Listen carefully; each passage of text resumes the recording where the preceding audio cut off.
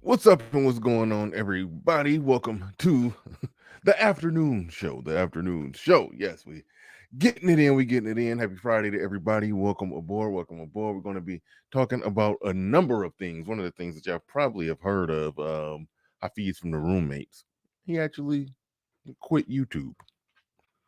He gave the reason why, but it was a lot of mumbo jumbo mixed in there. But then he showed his hand and tipped off the real reason towards the end, or why he really left YouTube. And I say no sympathy for simps, but I do feel bad from a business standpoint. I don't like to see somebody have to pack it in. I don't like that. But anyway, we're going to get into that. I'm going to break down and decode his I'm leaving YouTube speech, so you can see all the shots and jabs at the Manosphere he took and how the Manosphere and the red pill. And I saw this right when he first announced it. It was only like 3 hours old when I first saw it, and I was like, "Oh yeah, it's the red pill ran him out." So we're gonna talk about that, and we're gonna get into the main topic. The main topic, Melli Monaco saying that if all you're looking for is sex, then you should just pay up front. Get your trick on. That's what she's saying. That's what she's saying. And we're going to get into that. We're going to break that down. So strap on in. Strap on in. Let's get ready to go. Let's get it.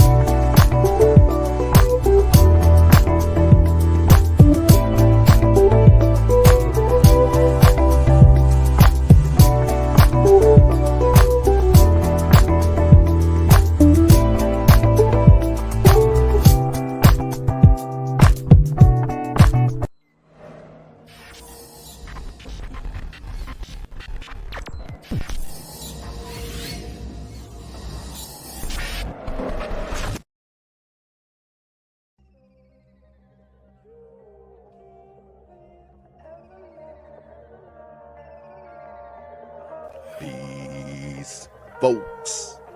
This is X from TPOT Media. Open your mind and wake your black ass up. You know what time it is. Hit that damn like button as you make your way in the door. Grab a seat, settle in, get ready. It's the Grown Man Hour with your host, my man, Bernard Riley.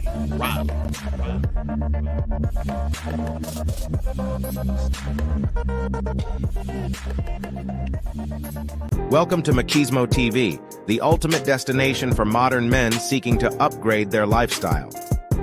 Subscribe to Machismo TV and Saul T-Balls. We stream daily from 12 midnight to 8 a.m. Eastern Standard Time, the best male-centric content. Highlight reels without reviewing or providing any editorial bias to the content. We have done so much, with so little for so long, we are now qualified to do anything, with nothing. All right. We are in the building. Y'all just saw that drop right there from Machismo TV. Yes. We've done so much with so little for so long. We are now qualified to do anything with nothing. The best male-centric clips channel and highlight reel channel in the business. You definitely want to go and subscribe to them. The link should be in the chat room. But shout out to everybody in the building, the Early Bird Squad, those of you that make it in bright and early. Falcon Schwarzenegger in the building says Hose is winning. Shout out to you. Shout out to you. I may touch on that. Then again, I might not. That was a phrase that for whatever reason took the Manosphere by storm, but I think the Manosphere came into existence and all this male-centric content came into existence because of a tip in the scale. So the mere existence of the Manosphere says that statement is that statement has a grain of truth in it, if not a lot of truth in it. So that's why I didn't think it was that fascinating of a statement. But yeah, it definitely took this space by storm. But Little Rock 2517 in the building says, yo, Mike and Vince Perkins in the building says, dating show daily with Bernard Riley. You're welcome. Is that a suggested show title? Dating show? I don't do a dating show. I can't do a strict dating show. I can do an analysis. I don't do a dating show. I couldn't do a dating show. I could do breakdown analysis and all that good stuff, but for an outright dating show, no. David in the building says, I gotta pay for it. Why do modern women think they get a traditional man? It's an oxymoron. If I gotta pay for it, why do modern women think they get a traditional man? Well, as she's going to argue, I was going to play the clip a little later in the show, is if you're only, her exact words, if you're only trying to fuck, then you might as well just pay for it if that's all you want. Anyway, we're going to get into some logical flaws with that whole process, because there's some logical flaws in it. And I'm not anti guys paying for it. I understand some situations it is what it is, but there was some logical flaws embedded into the things that she was saying. So we're gonna get into that. Shout out to Dolomite in the building, says feminist stop bot music ruined the pay for play game when you paying more while they choosing to play less in return. Shout out to Clay Bigsby 704 in the building. Shout out to Demac the trucker. He says pay for puss. Who's leaving now? I don't know what you mean. What do you mean who's leaving now? What are you talking about? Falcon Schwarzenegger says, I agree with some of his statements. Don't listen to jaded people. Yeah, but he has a different benchmark of where he considers the jaded people to be when we're talking about Hafiz. Anybody who didn't agree with him, who was doing male-centric content that wasn't right on the line with the stuff that he was saying, to him, they were a bunch of jaded losers behind avatars.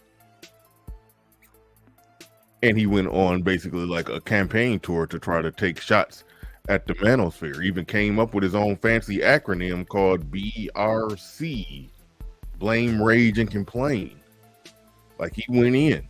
He was kicking, trying to kick legs out from under the table of the, trying to kick legs up from under the tables that all of our YouTube channels and our platforms were sitting on. That's what he was trying to do, all just so he can sway the audience to listen to him and pay him for his consultations on how they can be a real man of the standard, of which he did say what really truly amounted to is a lot of stuff that people in the red pill space have been saying, where he did speak on being on your purpose and being on your grind and doing, I'm not going to get too deep into the details. He mixed it in with a lot of that, but also very pro marriage, jump out the window without a parachute, type of deal. And, but Kevin Samuels was very pro marriage, and, a lot of people, accepted and embraced Kevin Samuels' message. Even if some people disagree with him on state sanctioned marriage and everything, but people accepted Kevin Samuels' message. So Hafiz tweaked a little bit, probably had a message that some people could have accepted, but this problem is that he didn't spend enough time in the Manosphere earning the trust. He didn't earn enough trust before he went for a heel turn and started trying to destroy it. That's really the thing. If you spend enough time in the space and you earn the trust of the space, then you can start trying to destroy it, and some of the audience will go with you. We've seen that happen. We've seen that still happening now. So, but that's where he went wrong. People still saw him as Blue Pill, and then he tried to go full heel turn after dipping his toe into it. After dipping his toe into the Manosphere, when Kevin Samuels blew up, he started adopting a lot of Kevin Samuels type stuff. And then after that sort of ran its course, then he tried to attack it and bring it down. And then a lot of his fan base, they died off. The Roommates channel slowly died. I won't say slowly died, but just dropped off slowly. I'll say that. It sort of just slowly started to fall. But since I started on that one, we're gonna go ahead and do this. We're gonna look at this fees. Hope you guys. We're gonna look at his nice camera work, by the way. Nice camera work. Start off with that, then we're gonna get into the Melli Monaco thing. We're gonna start off with that, then we're gonna get into the Melli Monaco thing. So let me get my headsets on. Let me get my headsets on.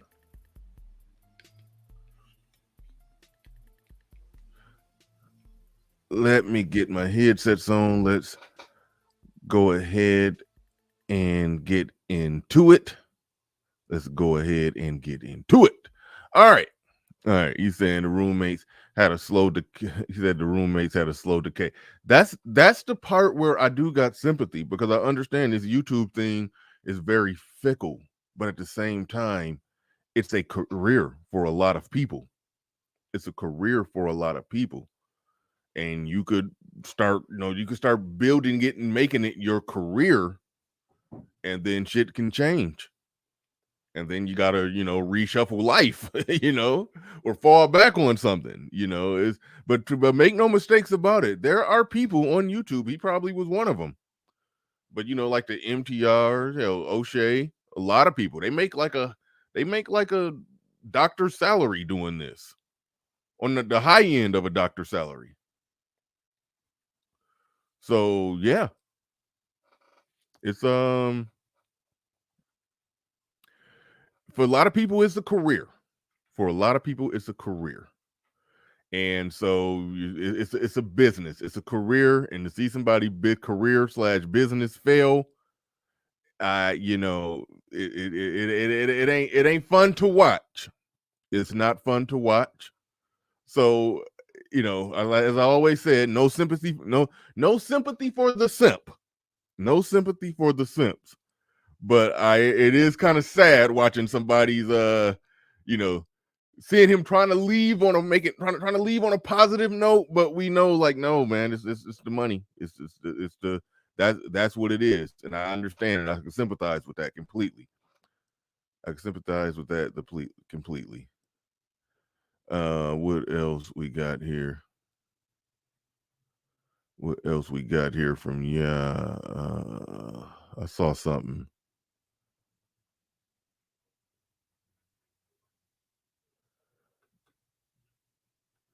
He was riding the red pill grift. What the fuck? You saying red pill is a grift? You saying men speaking up for men, debunking the bullshit, the feminist propaganda bullshit that they put out there, that they brainwash men with? You're saying men speaking against that is a grift? Like, what the fuck? You be wondering why you ain't got no wrench over here. You say crazy shit.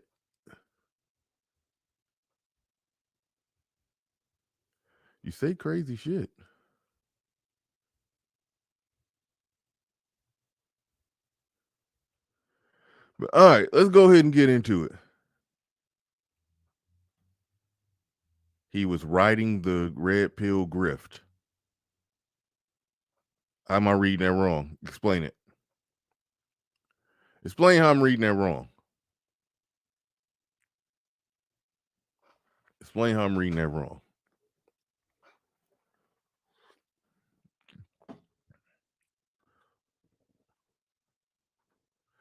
All right. If you're new here, subscribe. But let's go.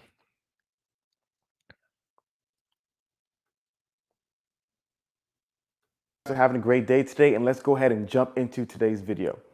Ever since I was 19 years old, I had a heart and passion for helping the lives of young men. And I actually started my journey helping the lives of young males as a preschool teacher. I eventually began to teach in high school as well as coach high school football. And then I moved to Texas to teach middle school as well as to coach middle school football. And it was an absolute blessing of experience to help so many younger guys during that season of my life. But eventually I said, man, I want to do more.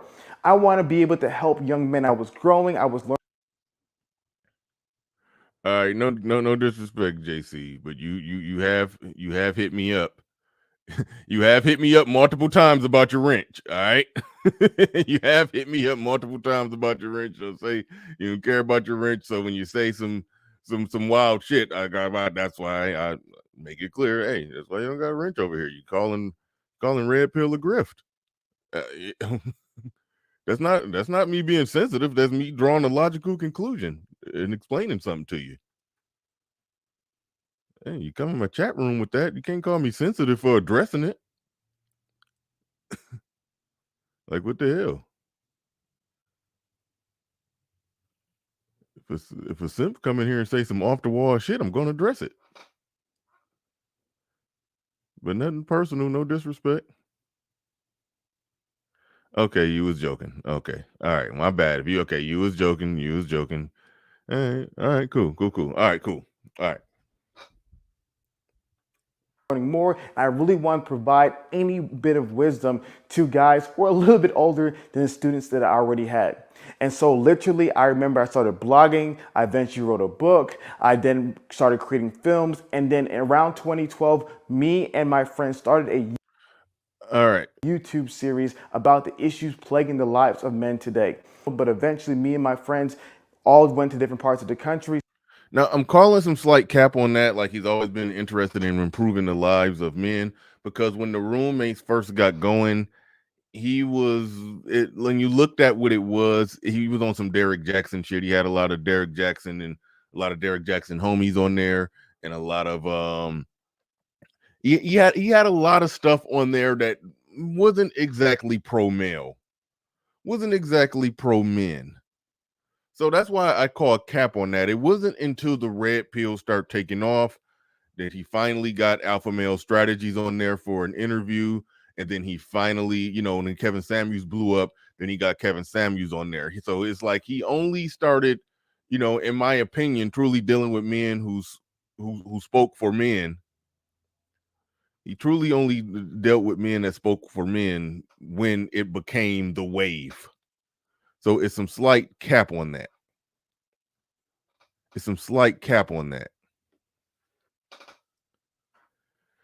Greek search said Bernard Riley is ESBNU. Yeah, that shit is. I don't even speak that language. That's a faulty concept. I'll just say that. So no, no. But all right. So we couldn't continue that series.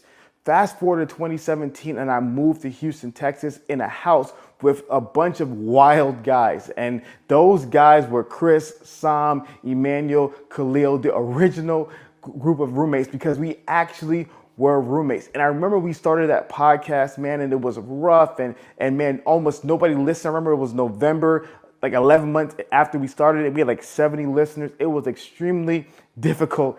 I respect that journey. I like to start it from the bottom. Now we hear stories, and that's why it's like it's bittersweet seeing him pack it up and pack it in. The roommates channel is still going on. He's just not a part of it no more. And I guess his guy Chris is going to run it at whatever diminished state it's in right now. Because at one point it did used to get really, really big views, and now it's not. It's like that's the nature of the game. That's the nature of this beast. I've seen that. I used to, looking at where my numbers at right now, this one may top out at 300 total live views. It was a time when I used to regularly get 450 to 500 damn near every show. So, I understand that I understand that when you see, your shit go up and down. I see that. I part of it. Look, no sympathy for simps, but I feel the pain. And I know where he's coming from, telling the whole origin story of how they got going. I get it.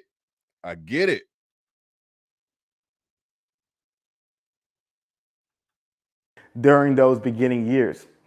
Well, we continued to improve with the guests, we continued to meet more people, and eventually the roommates blew up and it became this amazing show that so many of you guys watch over the years. And you guys watched the Pepper Soup, you guys watched the amazing interviews, and it became something that was such a staple. And literally nowadays, when I go outside, I'm constantly bombarded by men who are telling me, Hafiz, thank you so much for all. You said, how is he a simp? The dude went on a foot. Well, one, he was technically a part of what I think Obsidian coined the phrase. Yeah, that's Obsidian's term, the Derek Jackson cartel. Basically, when Derek Jackson, Ace Metaphor, and Stefan Labossiere was going on their tours and everything, like the roommates were kind of connected and a part of that. And one thing that does qualify you on some simp shit to me is when you go on a whole crusade against the Black Manosphere, the men who speak up for men. When you, if you working tirelessly to bring them down and to fight against their criticism of women, then I put you in the simp category. I do.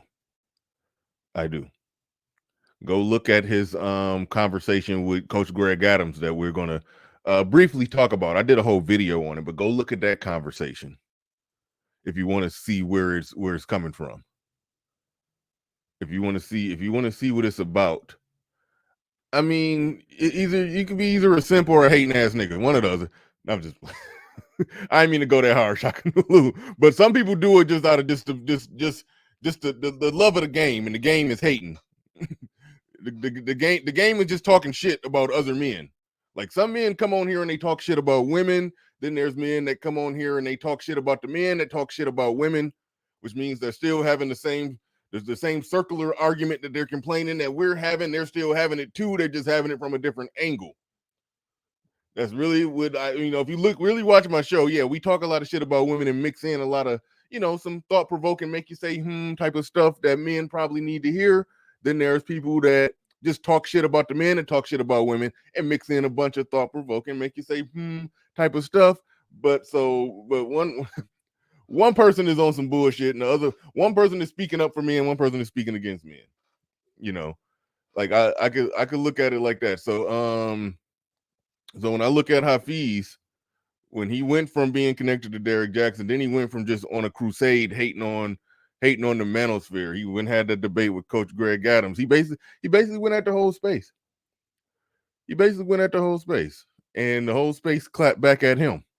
And the whole space clapped back at him to the point to where whatever he had going, whatever momentum he had with his connection with, alpha male strategies, Kevin Samuels, and some people started giving him a little respect. The tide was turning.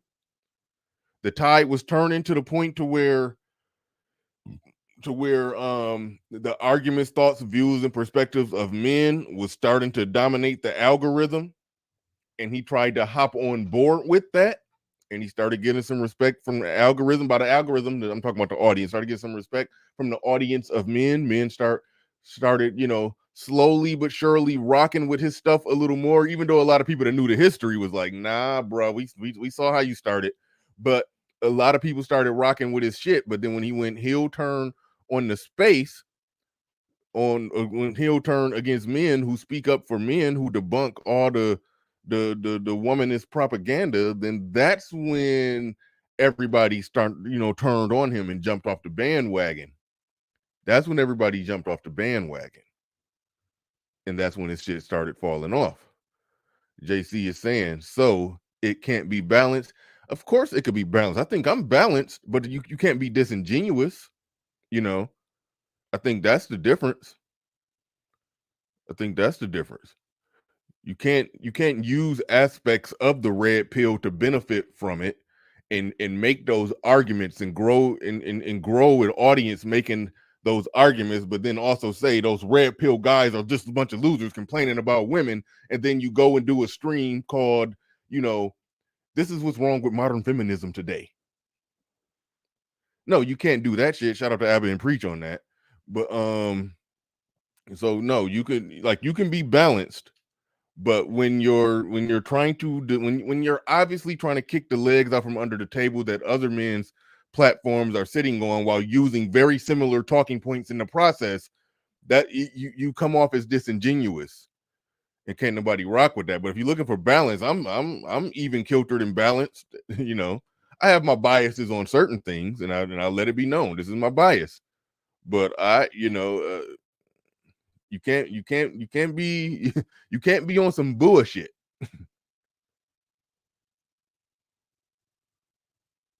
You can't be on some bullshit. That's what it essentially comes down to. But all right, let me get through this. I'm gonna skip some of this because it's we're gonna see the real. I'm gonna let him explain the reason why he's leaving YouTube. Then I'm gonna skip to the end where he tips his hand. He had his cards close to the chest, and then he had them all out here to where everybody can see the cards. So I'm gonna show where he messed up. And yeah, a little big name, Coach Greg Adams crucified him. Absolutely. And shout out to Jimmy Howard with the $2 super sticker. Do appreciate that. These last $2,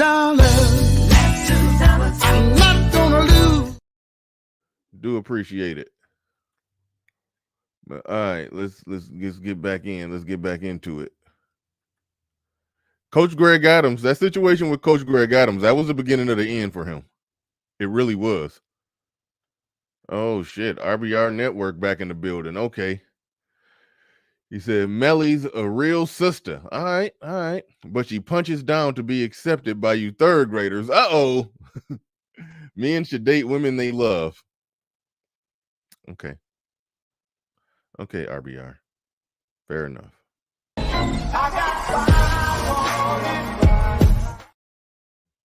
Fair enough. Thank you, RBR. And we gonna let that one rock. I'm not even gonna address it. We gonna let that rock, RBR. That you've done.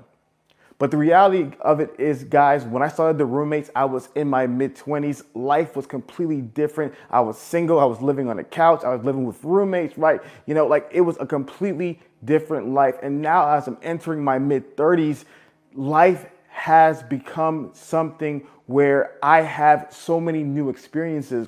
And the best part about the roommates was we created an amazing platform for young men, primarily between the ages of 18 and 25, who really needed some guidance and instructions. And we gave you guys some exceptional content and information.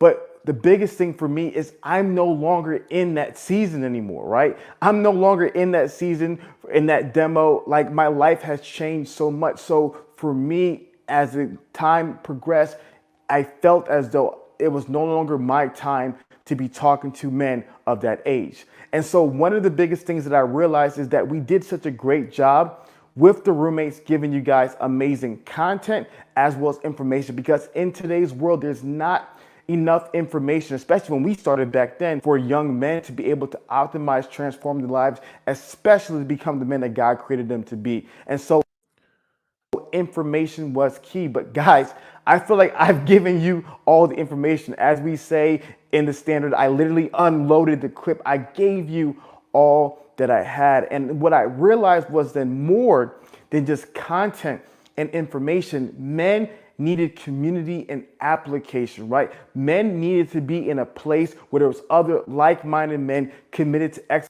All right, now that's where it's getting into some, word salad and mumbo jumbo. But he basically gave the reason why.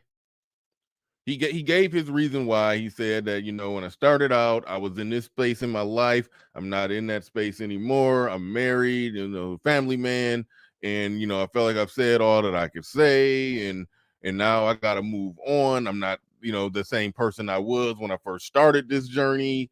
And so that's the reason that he's given. Now we're about to skip to the real reason and what it's really all about. But Pablo Frescobar says, he reminds me of dudes claiming they aren't passport bros, but be on a beach in Rio with a camera in a bitch face. It's like, yeah. But see, here's the thing, Pablo. Just because somebody is on a beach in Rio with a camera and he in a chick face and he doing content about it, that don't make him a passport bro. But the problem is, does this person diss the passport bros? You don't have to claim it, but don't diss it when you're doing the same thing. Because now it's just derogation of competitors. You just dirty macking. You just hating. You just it becomes disingenuous. That goes back to when JC said, so it's wrong to be balanced. No, it's wrong to be disingenuous. That's when it's wrong. And that's when somebody can be disingenuous. I would never say that somebody got to claim Red Pill or claim Manosphere. But when you're clearly blowing up using the same talking points, don't take a shit on the place that you got all your swag from, Mr. Lego. So that's all I'm saying. That's all I'm saying. You could just say, no, I'm not associated or affiliated with those guys over there. I do my own thing. That's fair. That's fair. I will never knock somebody for saying that. Everybody's entitled to their own branding. Flat out. You are entitled to brand yourself, and having the brand of Manosphere, Red Pill, and maybe even Passport Bro on you when somebody else who also wears that brand does something stupid, and now you got that shit on you. Now you got the mud that they splashing around is splashing on you. So I get it. I'll never knock somebody for not wanting to be associated with a I'm using air quotes, an organization that's not organized in an actual real way, in a real and meaningful way. The only thing that makes it just what it was is like, it was a moment when it was the only type of content out there like this. It was the only type of male-centric content that took these views, thoughts, and perspectives. And so it was raw, it was uncut, it was this, it was this unique thing. It was like a unique club that, it felt like that. It felt like that. It looked like that. It was a very unique thing, but then it stopped being, I won't say it stopped being that. It just grew and expanded out. It was like the underground shit became mainstream, and then now it was everywhere.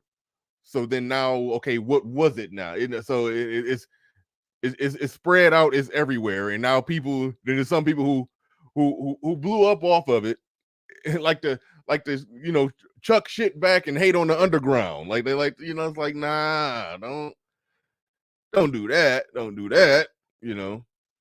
And so yes, I think Passport Bros is running into similar problems. I think Passport Bros definitely be running into similar problems. But shout out to Malcolm in the Middle 87 in the building with the $5 super sticker. I do appreciate that.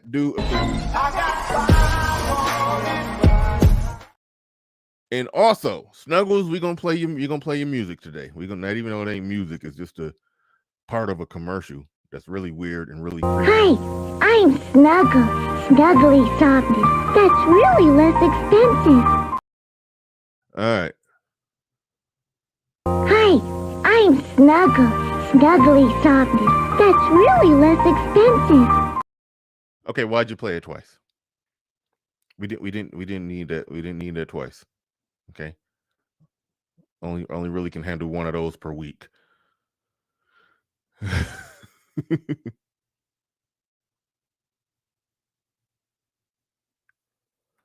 JC said his message is the same as the man here. He should have stayed in his lane. Yeah, well, his lane, yeah, he switched lanes and then tried to switch back, and if this was Mario Kart, he was trying to throw. I haven't played Mario Kart in a while, but you know how you kick shit at other, throw stuff at the other cars on the road. He started trying to do that once he switched back to his lane. But all right, let's get back into it. All right, I'm about to skip ahead to he's gonna give the real reason why he left YouTube. Legacy, and it's so embarrassing to be able. Actually, two messages, but we'll try to blend them together. In today's society, without all you amazing men, as well as all the amazing women who have supported us throughout all the years.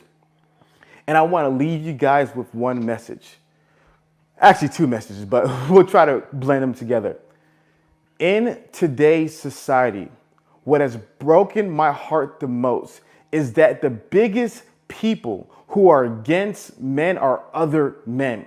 There came a time where feminism and a lot of these far left ideas were really destroying the lives of the families and destroying the lives of men. But unfortunately, in today's world, men are the chief perpetrators. Men are the one who are trying to tell other men to not start families, to not leave a legacy. And it's so embarrassing. Now, right there, that right there is the crux of the problem. You see how it was a splash of double talk. He talked about how a lot of feminism and liberalism has, ultimately ruined the lives of men. Like we've argued that in many ways, like, hold on, y'all, real quick. We got to do a 5 second, hold up. Wait a second.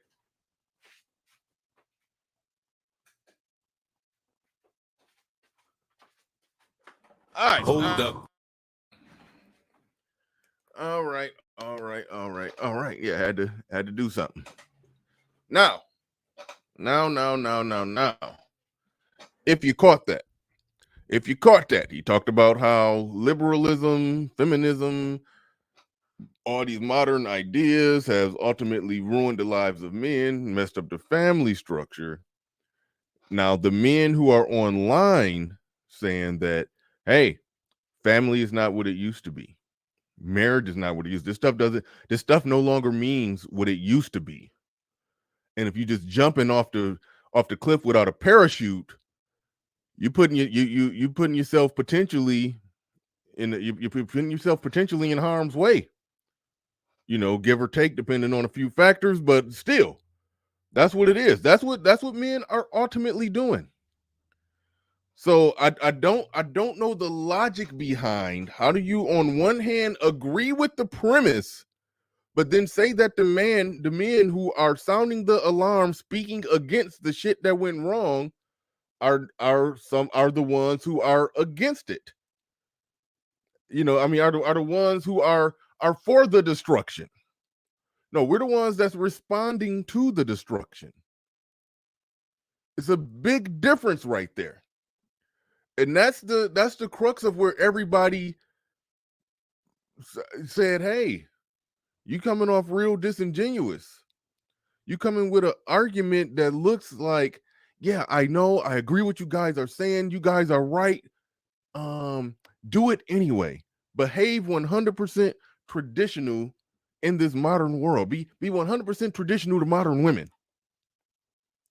And it came off disingenuous.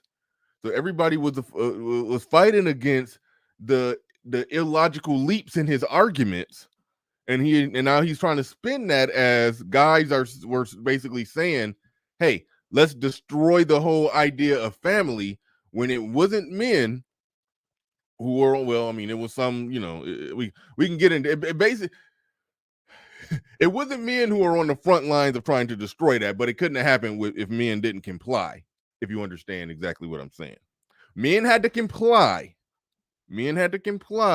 but it was definitely women on the front lines fighting to change the structure of things, and they succeeded. All right. It's hard to get around that one. Like, you can nitpick a lot of nuance and details in this law and this, this bill that was passed here, and then this happened there, and then this happened there. But at the end of the day, we know who was fighting that fight. Regardless of who they got to sign the document, regardless of who they got to write it into law, we know who was fighting that fight.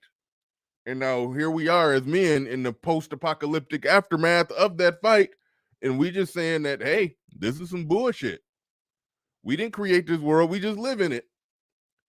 And it's set up now and structured in a way to where the only thing a man can truly manage is himself and how he move and how he operate. And moving and operating in a 100% traditional way with a 100% modern woman is not a good idea. In most situations, it's not. And he's trying to spin that as men are the ones burning the whole idea of family and legacy to the ground. When you look at the core tenets of feminism in the second wave, definitely now in this current iteration of it, well, that's what the fuck they were doing. we're responding. That was the core of everything that was essentially wrong in his debate with Coach Greg Adams that leaked over into his discussion. I won't even call it a debate with just pearly things. I know a lot of y'all, I don't know what it is. I don't know what y'all heard when y'all watched that debate. I didn't see her defeat him in a debate. To me, she didn't do a good job at all. He talked all over her. He sounded crazy and not well and a little, all over the place. Like he didn't seem mentally healthy in that discussion, but she didn't she didn't win. He if anything, he punched himself out. I'll say that. He's the fighter that just threw so many wild errant punches to the point where he just fell out on the floor. I'll say that. But he made a lot of statements that didn't really that she didn't really respond to, and that happens when you do no debate in the motor mouth. That happens. Trust me, I know.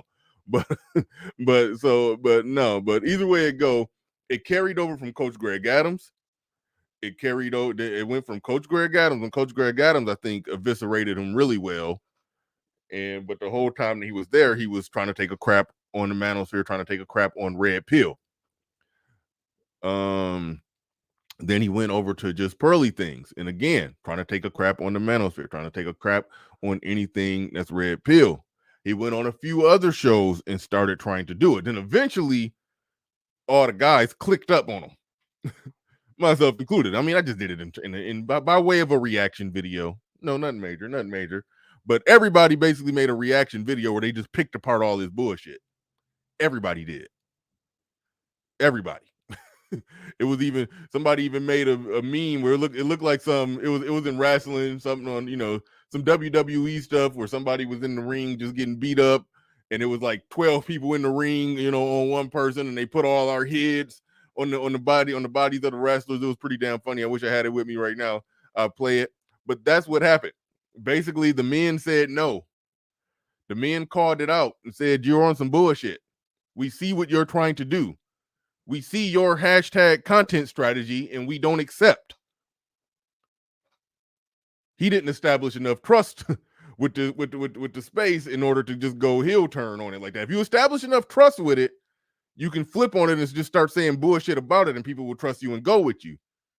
He didn't establish enough trust. We still saw him as an outsider who was trying to, go ham. Was trying to go against it. And that's what started happening. And then he doubled down on that. He doubled down onto that real heavy, real strong, to the point to where, it was like he lost his audience. He lost what little audience he gained, and he probably lost what audience he had before he started dipping his toe in Red Pill. So it's like he dipped his toe into, the Red Pill and the Manosphere and started doing, Manosphere type content a little more or a lot more, and probably lost a lot of his original audience. And then when he tried to heel turn on the Manosphere Red Pill, he lost with a little bit of his new audience, and they were left with no audience. And that's pretty much what happened. And so now he's moving on, and he's giving the reason why. But it was his war against the sphere that basically brought his channel to the ground. As I say, no sympathy for simps, but I do feel a little something about that, because I understand this YouTube game. It's a tough game. So I do feel some type of way about that. But it is what it is. Let's play a little more. To be able to see how so many of these fake content creators who are literally only doing this for profit, who don't even care about the people, have been manipulating and deceiving so many men and discouraging. See, and this is where he gets into this is the bullshit he was on. These guys, they don't care about the people they're talking to. They're only doing this for profit. Come buy my $1,000 consultation plan and become a man of the standard. It's like, come on now. You lightweight in the same business that you accusing other people of being in. I mean, come on. It's like the people wasn't buying. so many women is absolutely shameful. So my advice to every last man and woman is remember, life happens offline. Life happens outside. Go into the real world and actually meet people, meet husbands and fathers and mothers, meet actual individuals who are leaving a legacy, leading a family, because the internet wants to keep you bitter and nihilistic and miserable and angry. And because they know by doing these things, these people can turn a profit. So my prayer is that you guys surround yourselves with amazing, high quality people. Some of you guys, it may be with the standard, but I'll be honest with you, it's not about the standard. It's Now, what was embedded in that though? Surround yourself by quality people. Like, that's good advice. You know, live in the real world. That's good advice. Surround yourself with quality people. Good advice. That quality people, it may be with the standard, which is my organization, where you pay money to me in order for me to help you with your life. You see, it turns into the same thing. It was all the come to death row strategy. It was all the come to death row strategy. That's all it was. That's all it was. Now, if there are some black pill incel types who, you know, if you say anything positive,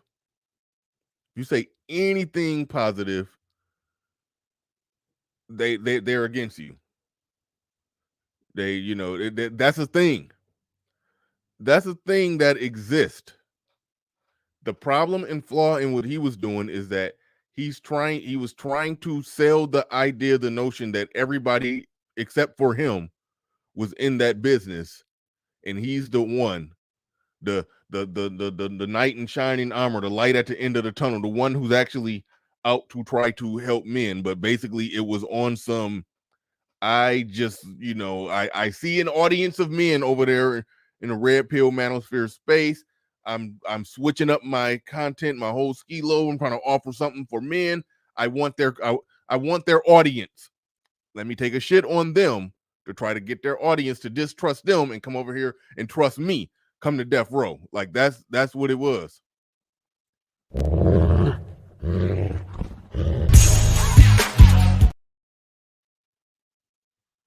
That's what it was. Sorry about that, y'all. But all right. It was he. All right. All right.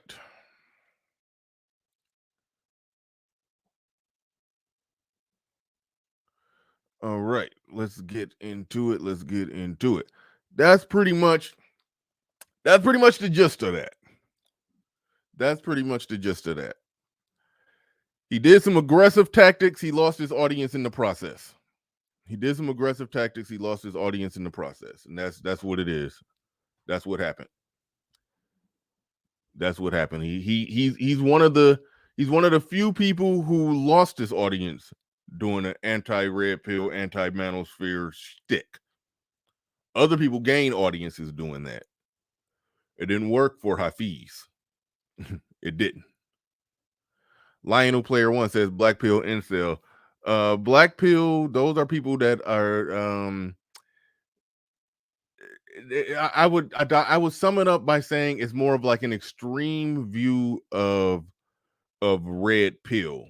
You know, it's almost like, I hate to even sum it up like this, but okay, red pill is accepting the true picture of reality, and the true picture of reality is women are not made of sugar and spice and everything nice, and most of them you know, have a lot of modern ideals that may not comport with, that doesn't comport with you know, things that used to make sense in the world.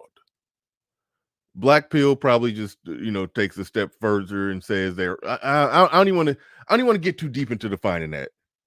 We'd be lost down a rabbit hole if I start trying to define black pill. Black pill is where you have no judgment, either way, detached. I heard somebody who was black pill explain it like this. They say, when it comes to women, a blue pill person says, hey, just be confident. No, no, the blue pill person says, hey, just be yourself. The red pill person will say,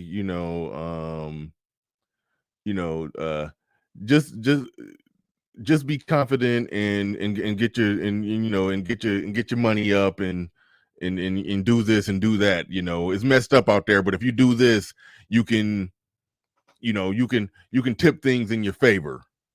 So blue pill is saying, oh, just be yourself. Red pill saying, just be confident. Black pill is saying, just be taller. They're saying it's static and it's nothing you could do unless you can just grow from 5'5" to 6'5" overnight.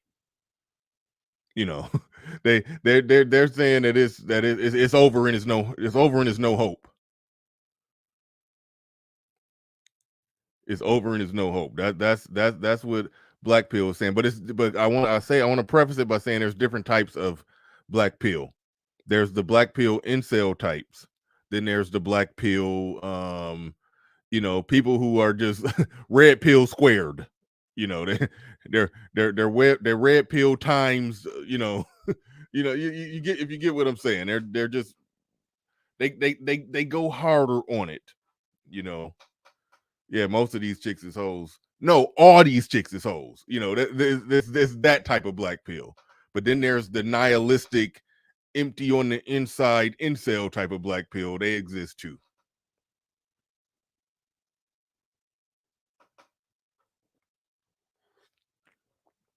So that just to sum that up. And sometimes I get confused about black pill because it's a couple different definitions out there. So don't hold me to it. It's best to talk to black pill people about what is black pill. It's best to talk to black pill people about what is black pill. But all right. Now let's get into it. Placid says they are doomers. They are not black pill. Okay. But they're associated. They're associated. These labels drive me crazy. That's why I always just worked with just the blue and red that was in the Matrix. It was analogous to so many things. It was easy. It was easy. Shakanulu said he'll do a live on it. Okay, cool. Yeah, I mean, I prefer black pill people to speak for themselves. I really do. I really do. Because what I found is that if you ask 5 of them, you'll probably get 3 or 4 different answers. But all right, let's get to the main topic. You should pay for pussy. The Melli Monaco topic. Let's get to that, but before we do that, let's acknowledge some super chats. Shout out to everybody in the building supporting the stream. Appreciate each and every one of you. Theo Waff in the building with the $20 super chat says, passport bros only have one main problem, only choosing one country. That's interesting. Only choosing one country. There be a lot of excellent women abroad. Any other problem is not really so important. Modern women deserve modern solutions. The streets.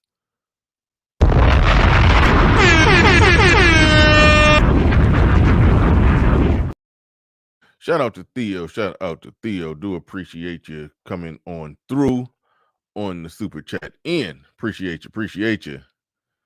All right, where's the next one? I think that's Kenneth Williams in the building with a $10 super sticker. Do appreciate that. What do we get for $10?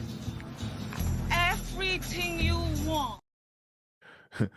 Seeing we've got to be talking about Melli Monaco talking about me and she just be paying for pussy. Yes, it's funny the $10 super chat thing is that's an acceptable rate, I must say. $10, anything you want. Little Rock 2517 in the building says he won't be all up in the video dancing. Shout out to you. Appreciate the $5.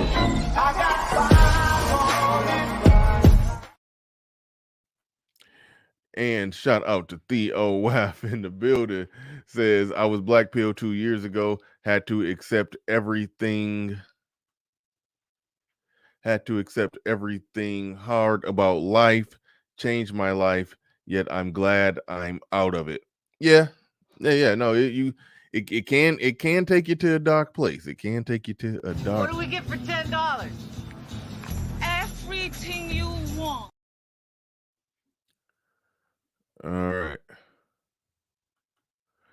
All right, let's get into it. If you are just trying to fuck, you should pay for pussy with a prostitute. Because let's do the math. You did. All right, that's the premise.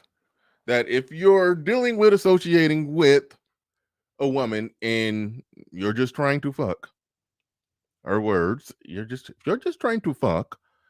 If you're just trying to fuck, you should just pay for the pussy. That's it. Now, okay, let me just preface by saying this. I didn't know that she did this whole little thing of giving advice to men.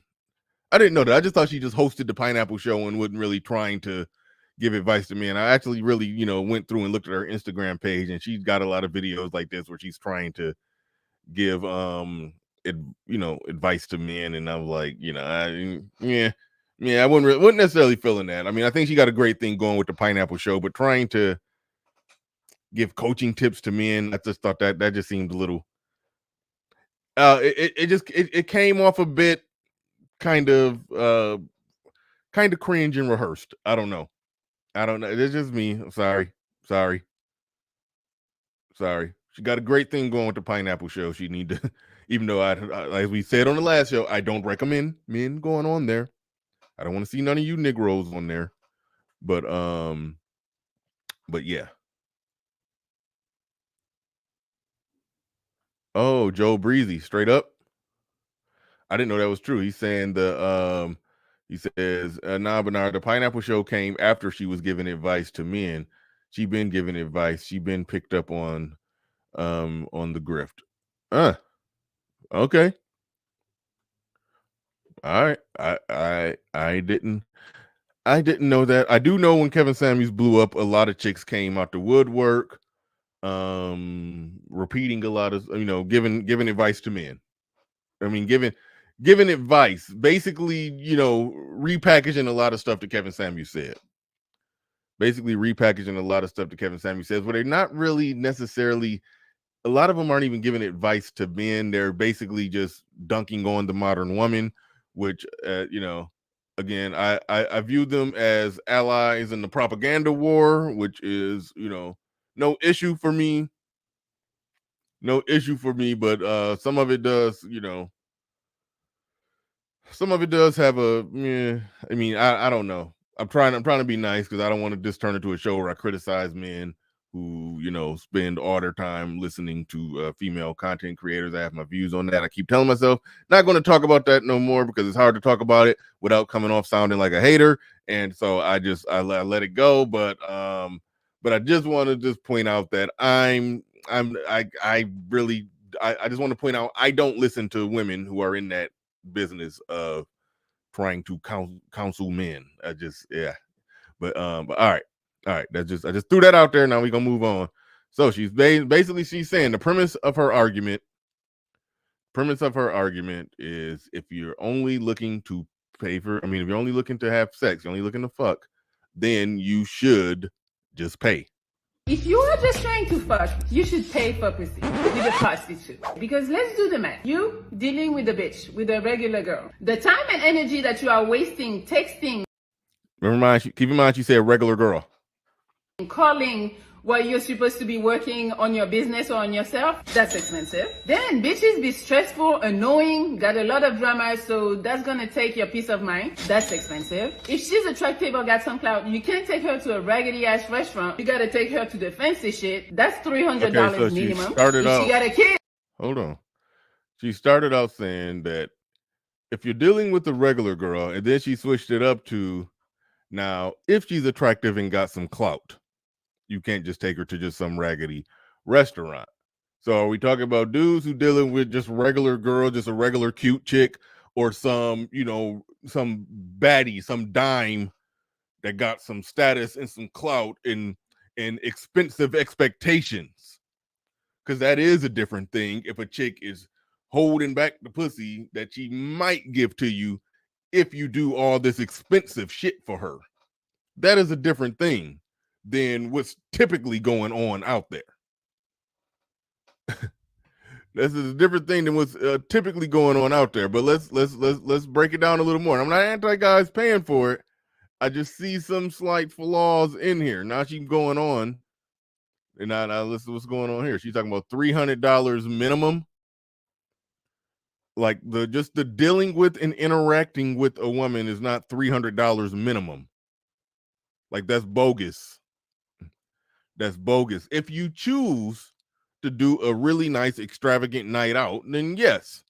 But $300 minimum just dealing with a chick is like, no, that's not reality. And if you're just being in the presence of a chick is running you $300, you're doing it wrong. Minimum. If she got a kid, you gotta pay for the sitter. That's $100. It's like she's running up this bill pretty damn high. Nick Penn said 150 max. Like, I mean, I suppose that's a good max to put on it. But what I started trying to do, I mean, listen, if you're doing a lot of dating and you're meeting a lot of women, you got to keep the cost low. You can't, that's just all to it. You got to keep the cost low. Even 150 on a chick you don't know is still high. Now she's talking about you got to pay for the babysitter. That's 100. Now at one moment you're saying she's a high quality, very attractive chick with status. Okay, but she come with kids and you got to pay for the babysitter. That doesn't add up. that don't quite add up. You might want to pay for her Uber, $50, $100, and cherry on top, you might not even fuck her. So you're gonna have to do that 1, 2, 3 times. Who knows? Let's say you're lucky. So she's just basically saying that like everything she added up costs about $500 damn near. And she's saying you might have to do that 3-4 times. Basically, she's saying you're going to be $2,000 in.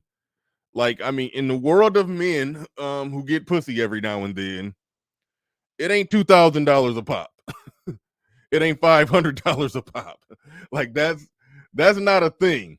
All right. Like she's really trumping up the cost of dating to a ridiculous high. To a very ridiculous point. I like for real. Like you could yeah, see, I just said something about an ice cream date. You do damn picnic. I mean, there are legit situations where okay, you got to go somewhere nice. You got to do something nice. I mean, ideally, do something that you like to do and just tell her to come on. There are ways around it. There are ways around it, but to just be talking like it's $400, to be talking like it's just $400 on just like no, like just being in the presence of a woman is not $400. Hoop Jargon in the building says right, they'll give you box for the minimum. I'm gonna get into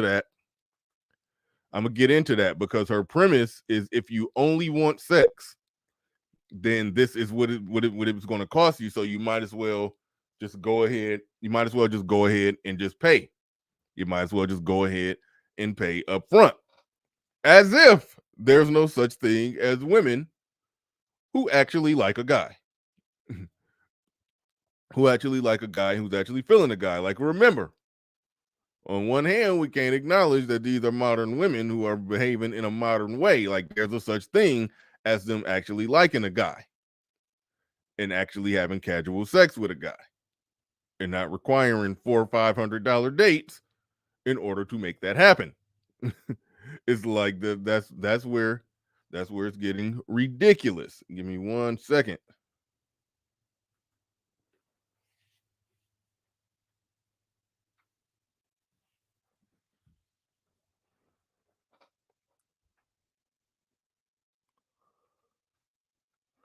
All right. I'm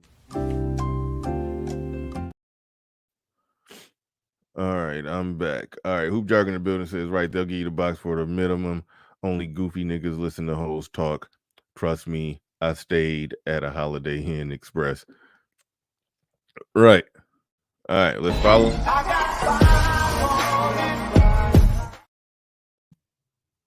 Let's follow it all the way. And you can fuck her on the first night. That's minimum $500. On the other side, let's see how much.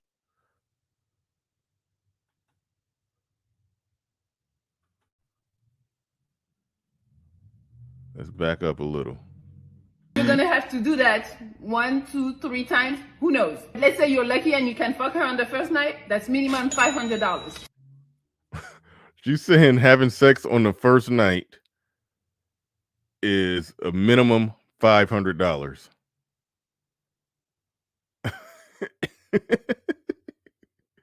It's like, come on. On the other side, let's see how much a prostitute is gonna cost you. You gotta find her, which is cool for you because it's just looking at pretty bitches and then you pick. So that's free. Then you set the date. You don't even gotta talk to her or text her, yo, meet me here this time. That's it. That's free. You don't go to dinner or nothing. It's just come over here, you fuck her, you pay. $400? Yes. So your grand total is $400. So now you tell me, if you just wanna fuck, which one makes more sense for your pockets? All right. So she's saying that arrangements between women should operate. Men and women should operate more or less like if you're just trying to fuck, just $400 up front. If you're, just pay $400 up front for it, or you're going to end up paying about $500 in the pursuit of it. If you're not just paying for it up front, it's like, and again. Okay, I'm not even about to get into the women giving advice thing because we can we can see where the problems come in. We can see where the problems come in. We know and understand that, and shout out to the late great Alan Roger Curry. The only way that applies if a man is on some heavy, not just leading with his wallet, but leading with his wallet and being extremely indirect. Mode 3 indirect, where you're pretending at an extreme level to not be trying to have sex, so you can try to work this whole fake modern game of traditional dating to roundabout way sneak your way into some sex after the second or third date. If you're playing that game and that game is costing you $500 a pop, you are doing it wrong. And if you're locally in this country paying $400 a pop for some pussy, you're doing it wrong. Like, everything about all of that is only indicative of somebody who's doing it all wrong. So it turns into a situation where when you really break it down, because I've been on sides of it. Now, keep in mind, I've said that there's been times where I've spent more money in pursuit of women. There's time. Okay, somebody's saying you could get a solid escort in Vegas for $250 to $300. I don't even know how that works. I imagine shit is expensive in Vegas. What do we get for $10? Everything you want. Thank you, Stefan, educated Tyrone. He says dates are usually $50. Dates supposed to cost they cost around that much. They do. They do, 50, 75, like, I mean, if you go to a hibachi grill out here, that's like the Genji's or Benihana's or something like that. Like, then it can cost, if y'all get drinks and everything, then it could start costing in the close to $100 or about $100 if you do something like that. But if you just go to a more a more regular restaurant, no, it's not running that much. Then there's a factor in the equation. I mean, it's running closer to $50 than $100. That's just true. That's just absolutely true. Then there's the factor in the equation of when you're more or less upfront about what you want, even if you're a little vague with it, even if you're a little mode 2 with it, if that's just being a little indirect about it. Y'all got each other numbers, y'all meeting up, y'all go out somewhere, y'all go out for drinks, y'all just doing just normal basic stuff. You invite her over. Like, there's times where that goes down and it's no cost. So to do a comparison where you're juxtaposing the whole idea of $500 minimum to get lucky on the first night versus just paying up front and you don't have to get lucky because everything is already set and game set match. The main reason why that's stupid, and here's the deal. Let's just say that you did end up in the whole pursuit of a woman, and let's just say over the course of 3 or 4 times being around a woman, you spent $300 or $400 total. Let's just say that happened. And then now y'all are having sex. And now y'all are a thing. And now y'all are repeatedly having sex. All right. I mean, I'm not saying that everything is just free of charge after the fact. I'm not saying once y'all have sex one time, y'all can have sex 100 times after that, and you don't end up, paying any money for like food or whatever. I'm not saying that it works out like that, but goddamn. Goddamn, once y'all start having sex, y'all having sex, and it ends up being repeated. It ends up being some repeated sex going on back and forth, and both people are mutually enjoying and benefiting from it. And it's not some transactional shit at that point. It becomes reoccurring sex. But she's basically saying that no, it's $400 every time. She's saying basically drop $400 every time you want to bust a nut. $400. $400. Just pay for it. Like, you could literally only just want sex and do the whole boat and pony show song and dance, and then now you're getting it regularly from this woman. Like, that could literally happen. That could literally happen. But so the only way that, like, the advice that she's given is really damn near just advice to a guy who the only way that he could ever possibly almost sort of kind of get some sex is if he does extreme whining and dining. I mean, extreme whining and dining. Like, if you're in that situation where the only way you could possibly get some sex is extreme whining and dining, then what she's saying probably makes some sense.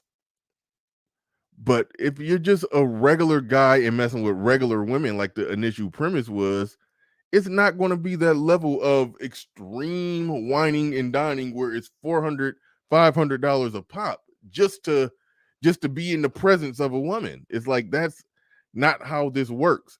That's not how this modern hookup culture works. Like, everybody knows it doesn't work like that.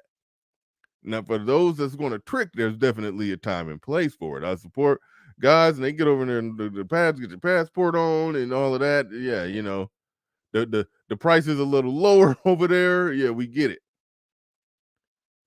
We get it. That these men out here getting the leftovers in the back of the fridge after night. I don't know what you're talking about there. Hold up. She's a woman, so she don't know for real. Well, no, that's the thing. She is a woman, so she does know for real. She understands the concept. She knows that it doesn't cost. I mean, maybe she's operating like that now. But she for the most part, it did not take no damn $500 just for a man to sit in the presence of her. She knows it did not take that. She knows that is not how it works. She knows like to set up a whole paradigm where, in order for a guy to, in somewhere in her mind, in order for a guy to be in the presence of a woman, that is either going to be $500 dating and pursuing, or $400 just fucking. And like, come on.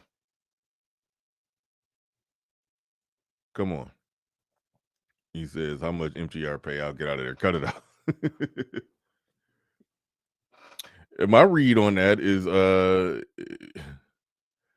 MTR was probably a guy that she just liked, and the rules need not apply, because the rules need not apply when they like you.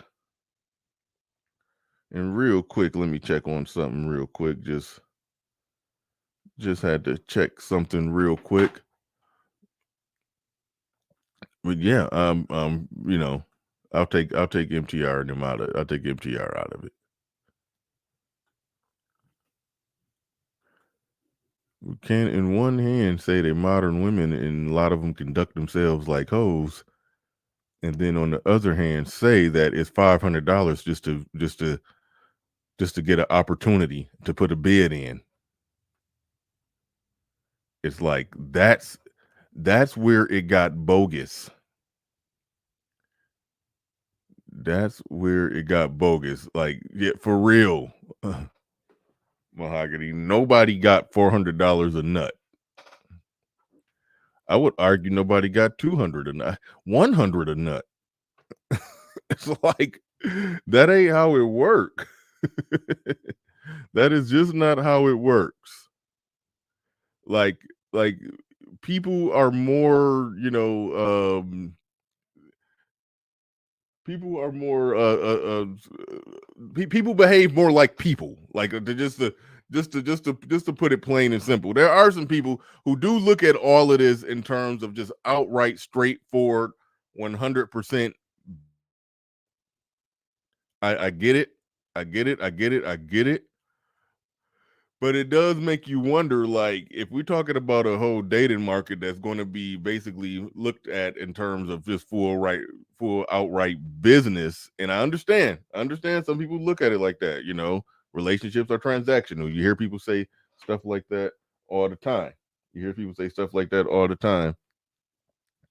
JC the Conqueror, who I kind of snapped on slightly, just said, damn, you just sent two $5 cash apps. I'll send one of them back if that was an accident.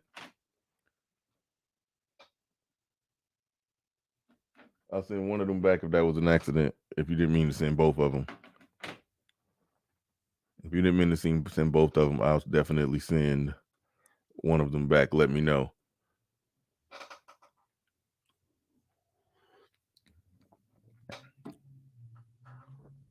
Let me know.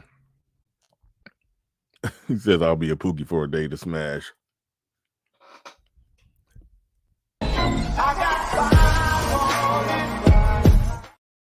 All right, thanks, JC. Thanks, appreciate you. All right. Here's the deal. This is the last thing I want to say about that. The link in the chat. Anybody want to come up and have their say on this? Anybody want to come up and have their say on this? The link is in the chat room. But this is the last thing that I'll say on this. This is the last thing I'll say on this is that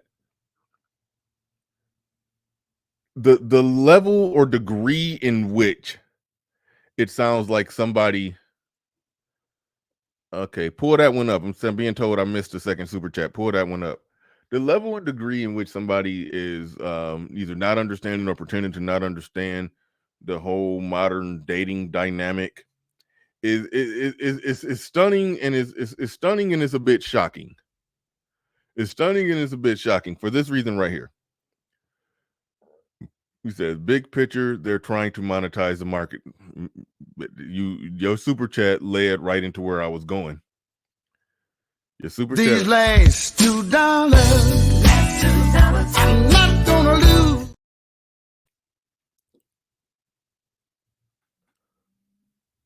All right. Here's the deal. Link is in the chat. But see, here's the deal.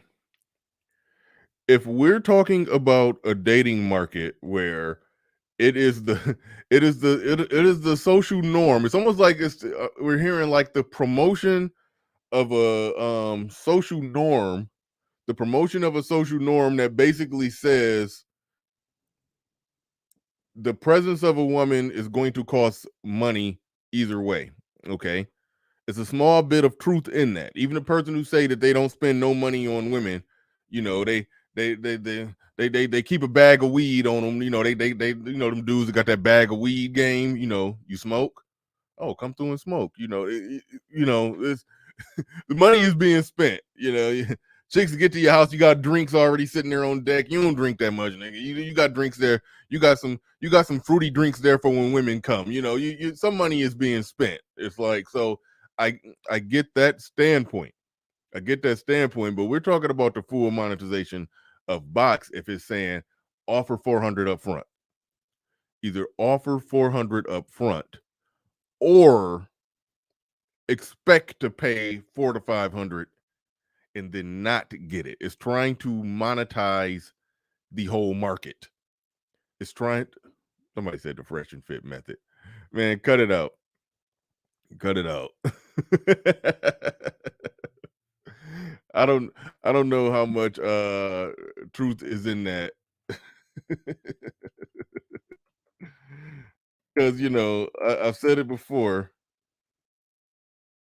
I've said it before that they come to women, they got the greatest pipeline ever. All right. They got the greatest pipeline ever. You can't get a better pipeline than that. Not possible. Not possible at all.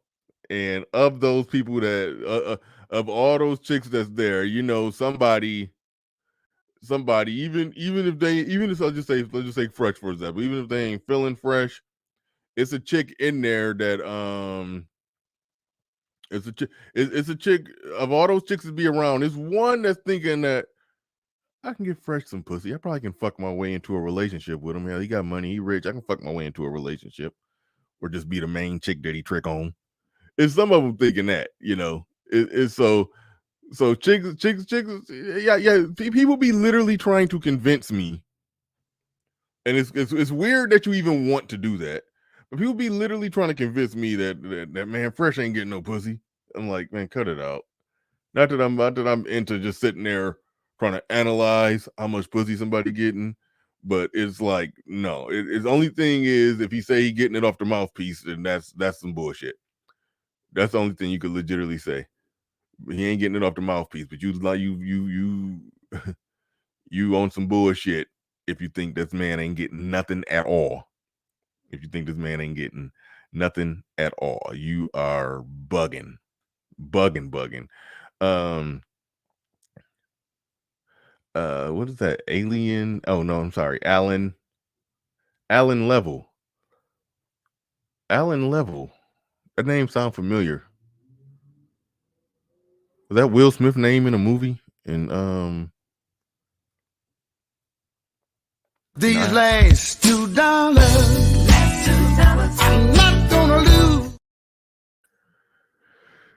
He says, just shopping, not buying anything. Thank you for the super chat. Do appreciate that. Do appreciate that. Yeah, give me 1 second. While I Hold up. attempt to pull something else up while I wait for people to come up. And I remember I said I wasn't having no more shows on, you know, talking about tricking. But it was just some very special, specific things that she said here. They're just like, this don't sound right. Like this ain't tricking. I can't approve of this. I don't approve of this message here. But shout out to It Is What It Is. Says you'll spend if you host, but if you can't capitalize on the situation and see something is blocking that. Hold on real quick. Let me move that so I can see. Y'all can see what was blocking it, but I could. He says you will spend if you host, but if you can't capitalize on the situation and get pussy, shout out. That's on you.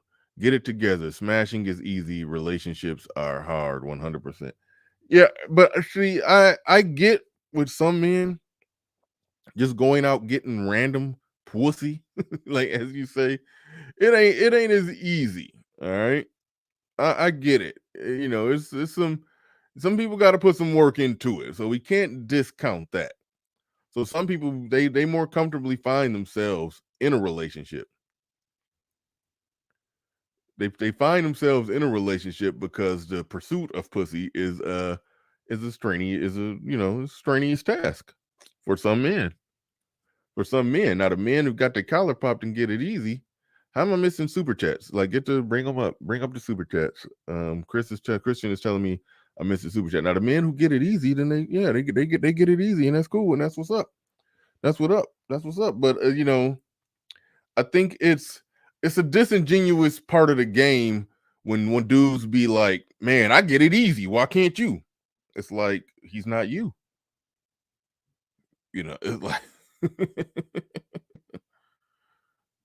Zion Williams is not in the NBA, and I'm not. Why not? I'm not Zion. Oh, well, you could just work on you could work on this, you could work on that, you could work on that. Yeah, you can improve some things. It's still not going to make it an easy thing. I understand that some people it take a certain degree of work. It take a certain degree of work. It is what it is. And some people have made the calculation that the amount of work that I got to put in to get basic average at best chicks here, I'd rather put that work into making a little extra money and having a global lifestyle and going overseas. That's the calculation that some men have made. You know, so yeah, but you could just improve your mouthpiece and you know, yeah. I've debated a lot of people on that, on how yes, you need to understand some do's and don'ts and rules of the game. You do need to understand some do's and don'ts and rules of the game. But that slick tongue, witty, charismatic person, that's in them. It's in them, not on them. And when you start trying to fake it, women can tell. So it's not as easy, and that goes right into, you know, dating coaches when that's part of the reason why a lot of people criticize dating coaches, because they get into it and they find out that yes, I understand a lot of do's and don'ts and what to do and what not to do, and how I shouldn't say this or I shouldn't say that, or I shouldn't present myself this way. I need to look this way. I need to dress this way. I need to do this, need to do that. But a lot of it is just the core raw of just who you are. Just like, put it like this: put you in a room full of men, no homo. How good are you? How good are you at controlling that room and relating to those men and getting those men in the room to even like you and want to talk to you and want to be around you? How much charisma you got in a room full of men? Ain't no sex on the table. There's all men in there. How much charisma you got? Do you are you that dude? Are you that guy that has that personality to where you just just quick-witted and owning the conversation? Like you could work on that. I'm not saying you can't. I'm not saying you can't get better at that. You can, but a lot of that is innate. You know, you can see it in middle school. You can see it in middle school who naturally had that amongst their peers and amongst their friends. So it's like it's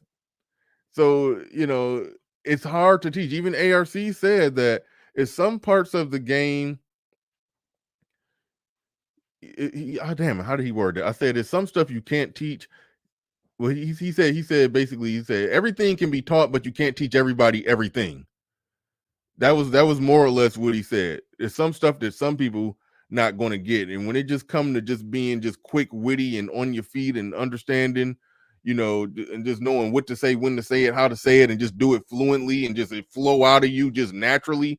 Like that person who just always just quick-witted and like, no, that's like some of that is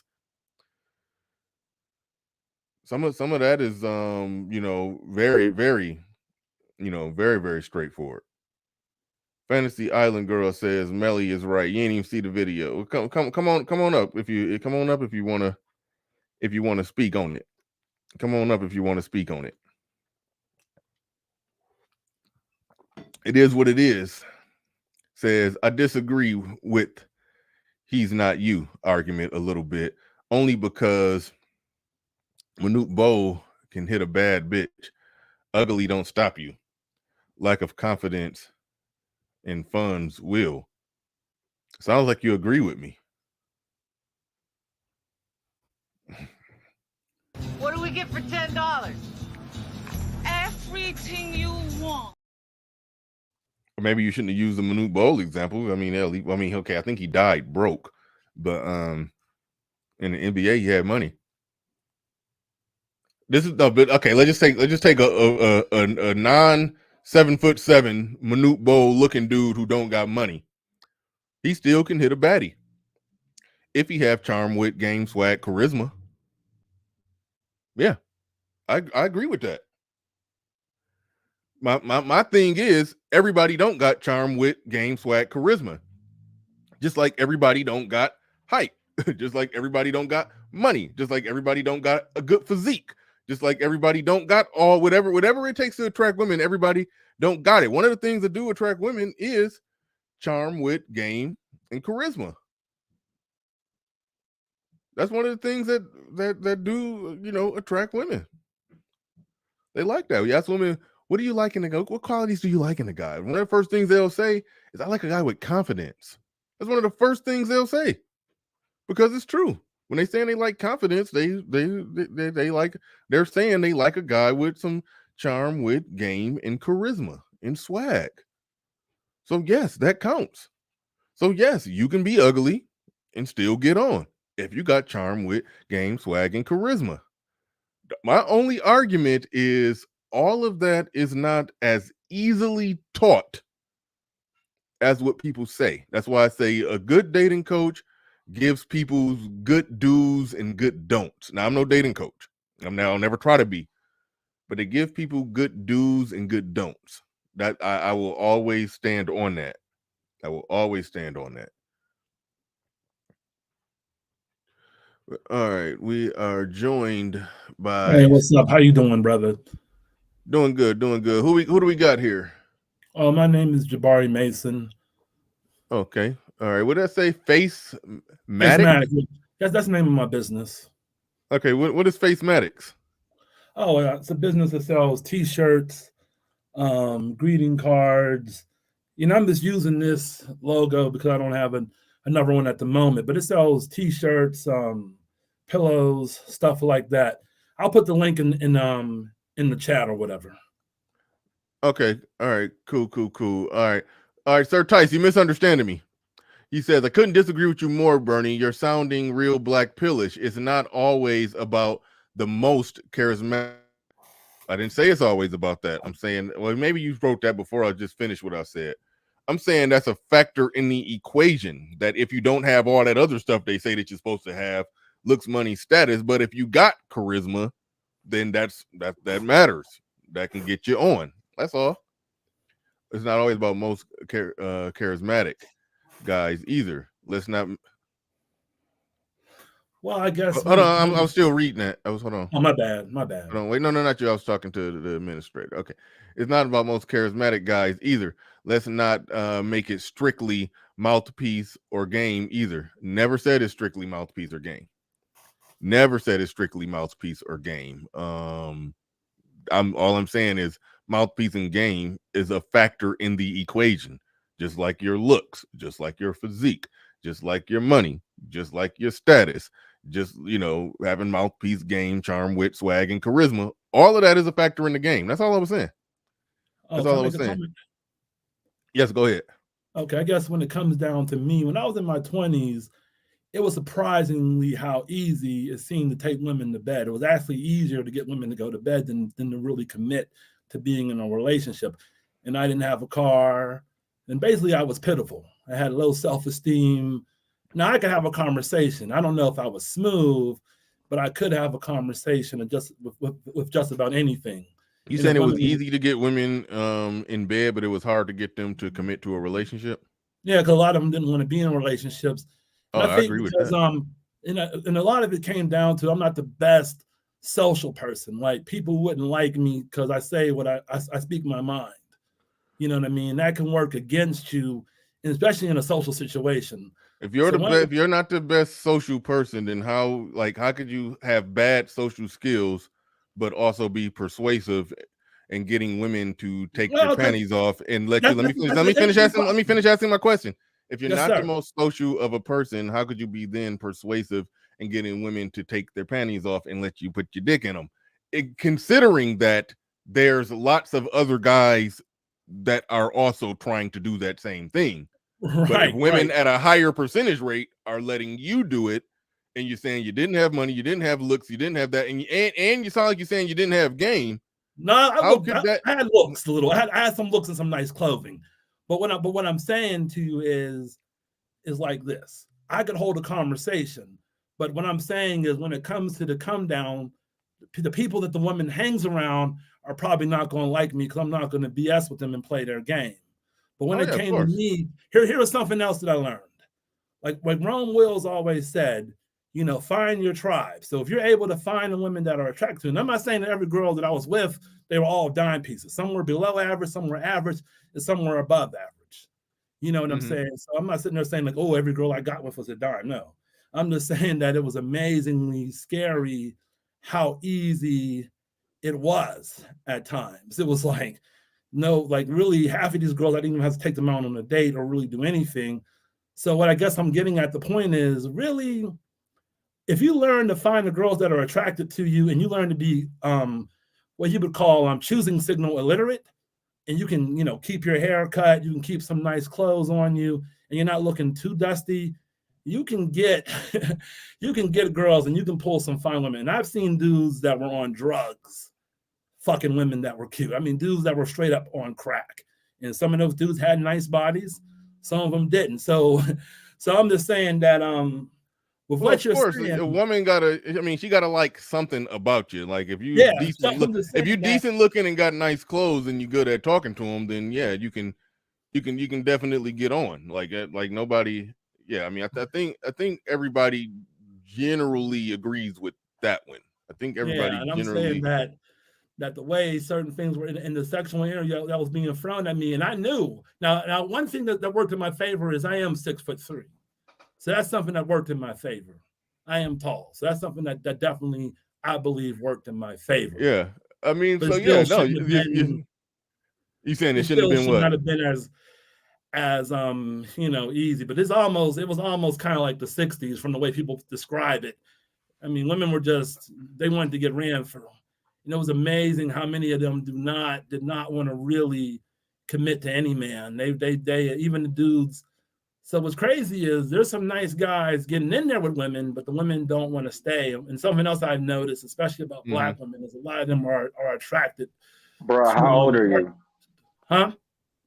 How old are you? I'm an old man now. I'm 45. I'm old now. I'm married for 15 years and very happy. You ain't old until you 60. Quit playing. But okay, well, Fantastic was right. I told you 45 is when you start being old. See, I told y'all. Oh, fantastic. Well, I don't mean that I'm old in that way. I'm old in the way. The old nigga scale up. That's you about to turn 40 soon. That boy think he old. Mine's always been consistent, man. You almost old till 45, man. Then you officially old. Okay, well, all because you get a discount at the grocery store. I ain't no young boy no more. That's all. You a man, but you ain't no old man, bro. Quit playing. All right. Let's move on. But bro, it sounds like you're saying that you was tall, decent looking, stayed dressed nice, and was decent at talking to women, and you got on good with them. I mean, yeah, that sounds about right. Right, but I was definitely no one's Rome Wills, and definitely not no ARC or no Mr. Lucario. What do you mean by that? What do you mean by that? I don't. The level of game that they have, I wasn't close. Okay. Oh God, here we go. Bro, why are you comparing yourself to other niggas? Just hit what you hit. Move on. No. I get what you're saying. No. He was just saying he wasn't no game guru. I think that's all he's saying. But you know, I always say, game matters. You know, your level of charm with game and charisma, all that shit. All that shit matter. Like so I mean, so it sound like he naturally had it. Sound like he naturally had it. But we're gonna move on. Hold on, wait. No guarantees in the building. Says Pastor BR, you should get 10 honest volunteers to keep running tabs of costs until they hit pay dirt, then compare the stats. So I have no idea what you're talking about. That nigga basically saying you just need to have a whole bunch of hoes until you hit pay dirt. All right. Okay. That was a great. Hold on. He's saying not you too, because I acknowledge game. look, I don't knowledge game in the way that other people do it. Like okay, I don't want to hate on nobody's business, but like I said, some aspects of it is hard to teach. But if you've ever been around somebody who was just charming, witty, and had charisma, and just could walk in the room and just own that motherfucker and have everybody in there eating out his hand, like that's somebody who just know how to talk to people, who just know how to, like, yeah, it draws women to you, it draws people to you. It's like it's a real thing. It exists. Like, we're social animals. So somebody who is exceedingly well at being social, then yeah, they're going to do better with women. It's just all to it. But go ahead. It is what it is. Go ahead. You got the floor. You got the mic. Wait, hold on real quick. Mental agility in the building says it sounds like he has a bit of dark triad in him. I don't know or don't care what that is. But anyway, Ray Arthur, shout out to you. Appreciate the super chat. Ray Arthur in the building says, I even talked to one chick that said, I love a man that is confident. He can be wrong as fuck as long as he is confident. Shaking my head. That's facts. That's true. That's very true. That's all very right. True. Yeah. Women care about the wrong sort of things. Yeah. Go ahead. It is what it is. Go ahead. Okay. The only thing that I find interesting is just like, I mean, if somebody wrong, like, I don't understand why you would deal with a dude that's wrong, like wrong, and still deal with him, because long term it ain't gonna work out. It's gonna be fun on the weekends, but when he wrong, he just wrong. That boy probably gonna end up in jail or whatever the fuck. But the only thing with, like, I'll be real, like, sometimes you just gotta make yourself look like, give the aesthetic of you're a worse type of guy. If that makes sense. Like, all right, so, like, I know people who have sold weed. Just the whole little thrill of you selling weed, it's like, ooh, he dealing with other chicks, because I know he be selling weed to other chicks. You like the fact that I'ma play you, or I could play you. I ain't gonna lie, like, as a man, you gotta just realize, like, damn, all right, you just enjoy being disappointed. You enjoy danger. And it, like, I mean, where do you move on? Like, how do you move from there with a person like that? At that point, you just treat them like what? It's just probably best to just cut them off, because the trick is, if you can find a woman to be attracted to you who's not on the bullshit, who's really about seriously building something and trying to have a good relationship and trying to really connect with you on that deeper level, because that's what I wanted. You know, to me, getting a piece of ass ain't that important. It's better when you do feel you. No, I ain't gonna lie, because, like, I ain't gonna lie. Pussy more important than water sometimes. Like, only when you're horny. You ain't say booty. You sound like more important than water when your balls are full of cum. But other than that, that shit ain't shit. The older you Hey, get, hold on, y'all. Fantastic. What's homeboy name? That I like you and I want you. Fleece Johnson. Yeah, man. You sounding like Fleece Johnson out here with it, man. Slow down. Fleece sometimes, like, nigga, sometimes you have that day where you be like, damn, I ain't hit shit in 2 to 3 weeks. I'm gonna do something now. Like, it is what it is. Not to shout myself out, but it is what it is. Like, sometimes it just is that. But I don't know why other brothers have problems with getting it when you could easily get it. For real, like, I'm not even talking about selling a bitch dream. You could tell a girl the truth and get what you want. But most dudes don't want to tell a bitch the truth. They're like, I ain't trying to do nothing. I just want to kick it right now. You cool with that? DTF. Surprisingly, women are DTF and don't even want to be in no relationship. It's exactly amazing. Exactly. It ain't surprising to me. I'm perfectly cool with it. All right, fantastic. Go ahead. You got the floor. You got the mic. What's up? Yo, what up, bro? Yeah, man. We're I guess, you know, the game, the wheel is spun back around the game today. First off, man, shout out to the tricky niggas, man. Shout out to the tricky niggas. Y'all got us and the CDL niggas, man. Appreciate your truck drivers. They keep the pussy levels, you know, the pussy price levels, you know, they keep them even, man. They keep them fair. So shout out to them. But yeah, man, it's crazy, and just understanding that everything now, man, these females and on Twitter, bro, they be going ham with these conversations. You know, chicks talking about one going viral right now about a dude that offered to take a chick out for an ice cream date. And she's like, I'm 26 years old and I'm too grown for this and that and all this shit and la la la. And it's like, bitch, what do you want? Like, what's wrong with you? Like, women don't understand the fact of the matter, that, bruh, I don't know you, okay? So me taking you somewhere and spending $100 on you is crazy in itself. Like I said, you gotta let a bitch know, hey, there's a dick limit, right? But you pay, if I pay over a certain amount of money, that you've reached the dick threshold, okay? That's why I call, the flu. You getting flued out, bitch. That's a ticket, not a ticket. Like I'm not playing no game. The fucking side of the menu. Yeah, so what's happened though is that, like, because of all the feminist bullshit and just this whole thing of where, like, women think you got to pay them for their time and just for to be in their presence, bro. These bitches really think that they see all this stuff on IG and they want to go to what's Mr. Childs or whatever it is, what's the buddy down there, I don't call him, what's his real name, they're set, the guy that be getting all over exaggerated with the meat and the salt guy. I call him salt guy. The salt bay dude. Yeah. So y'all, I don't call him that. The salt guy. Yeah, the salt guy. Man, that's a $700.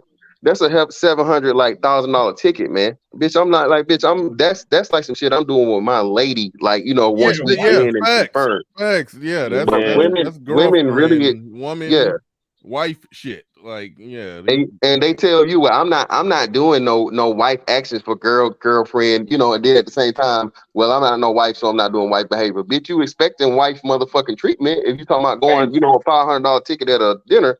But anyway, I'll wrap it up real quick. Fantastic. It's only because other niggas do that. Well, that's a lie though. Listen, and this goes back to what I keep telling y'all, bro. Do y'all really believe? Like, bro, it's a minority of niggas that's and bitches that get to experience these lifestyles, man. Most of these niggas never said they was gonna do it. The only thing I was saying was there are a nice little plethora of niggas. I'm telling you, it's not a plethora. But I'm telling you, it's not a plethora, and that's what I'm saying is this: it's very, very few niggas that do it, right? And it's very few bitches that get the experience. The problem is what we say all the time. These bitches are motherfucking Shaka Khan and Whitney Houston. They every woman. So they believe that they see it. I'm from a city of tricks, Cleveland, Ohio, nigga. I'll be real with you.